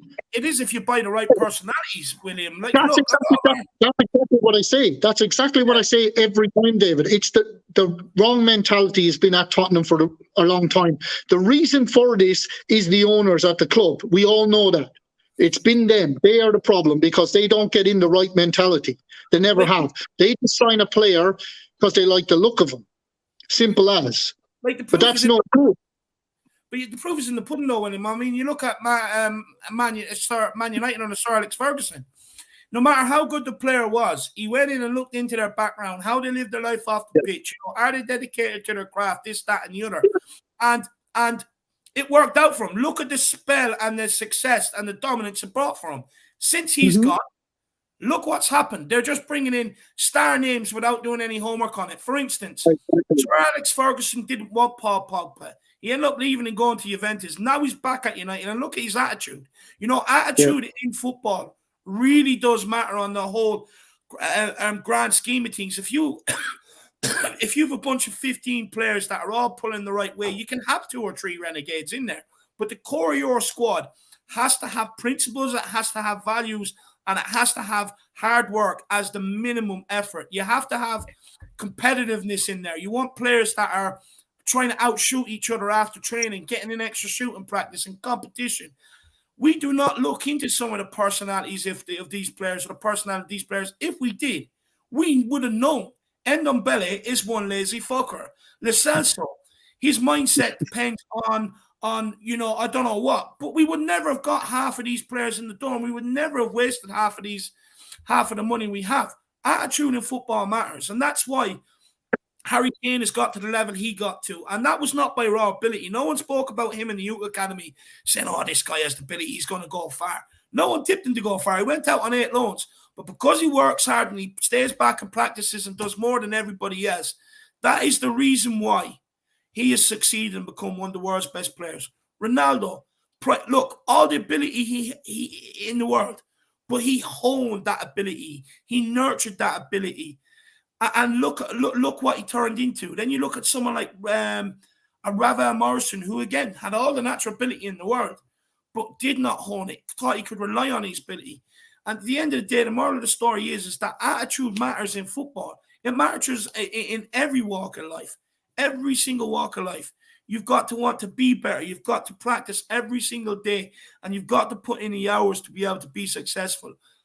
How many players will do that now that they know the big money they're on and the guaranteed money that they're on week in, week out, whether they perform or not? And unfortunately, like, the way football has changed. Look, I know what used to go on in the dressing room back in the day, and I listen to a lot of podcasts, and don't get me wrong, I mean, some of it is questionable, right? Some of it is borderline, like, sort of like child abuse, right? But them players, them youth players that had to clean the first team's players' boots, sweep out the dressing rooms, this, that, and the other. And what it done is it gave them grounding. It showed them you have to work, you have to earn your opportunity in the first team. Now half of them are in the underage teams on fucking 15 grand a week and think they deserve a spot in the first team. It pisses me off. But look, we've lost William, so that's the end of the conversation. Looked like you're trying to push hard into the 4-hour mark there, Dave. Looked like you were going, a cappella there. I was on one, Jack. I was on going one. a cappella there, Dave, by the looks of it, all by yourself. Absolutely loving it. Faz Rapbar saying, save my word, please. Conte will be backed and stay for years. Faz, it's my sneaky dream. It's a dream that's worth dreaming. It's that Antonio Conte, he sees London, he sees the Premier League, he sees, a club that will basically worship him to the hilt. He sees, potentially, a decent foundation there with a core set of solid superstars. But if it gets the right backing, he'll be basically set there for the next 4 or 5 years. It looked like he wanted to be at Inter for a long time, and it just didn't work out for him, I think, for obvious reasons. And I see Spurs meeting all the needs that Inter couldn't. Spurs will probably give them more of a consistent transfer budget. Hopefully, I am saying hopefully, but also he will be able to have his, bills paid. He's getting the money that he wants, and things like that. I think Antonio Conte, hopefully he sees Spurs as, the right decision for his career and the right decision if he wants to settle down at a club. I think Spurs is the perfect club to settle down with. Fast. Big up, my man. Really appreciate the support, my man.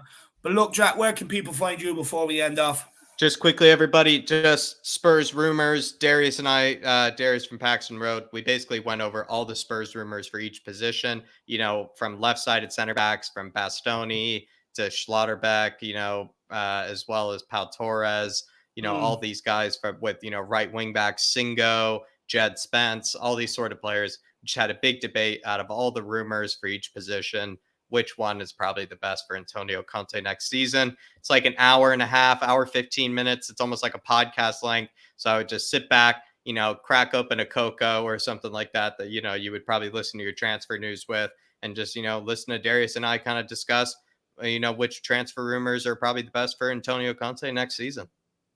No, 100%, guys. Everybody get over there and check it out and smash that subscribe button on it as well. But look, everybody, that is it. Been an absolute blockbuster of a fan show. Really appreciate all the callers who have come on and made it what it is. I really appreciate everybody in the chat today getting your comments in. It's been good. And I really appreciate everybody that's got the super chats in and buying them channel memberships. They're off the hook lately. Really, really do appreciate it. Just remember, if everybody gets one, it's only €5 a month. You get that lovely badge beside your name, but also just means me and Jack can keep continuing to do what we do out here. And hopefully you guys enjoy it. Like I said, we've got massive plans for next season. Yes. And hopefully everybody really does enjoy it. And throughout the summer as well. We're always working ahead. But look, guys, we're going to end it off there. We'll see you tomorrow for a tactical breakdown at 4 p.m. And the reason why we're doing that at 4 is because, look, we know everybody wants to watch the Champions League. So we're going to be off nice and early so that everyone can go and watch the Champions League. And then Wednesday night, we'll be back with an hour and a half, maybe 2 hour long discussion on all things Tottenham. And don't worry, we'll have an absolute brilliant panel for that. And then Thursday, Kaniki answers me as well. Friday starts with Jack, and then you know yourself what comes up for the weekend. But guys, like, subscribe, get your comments in underneath, and we'll see you back here at 4 p.m. tomorrow. As always, come on, you Spurs. Conte we trust. trust.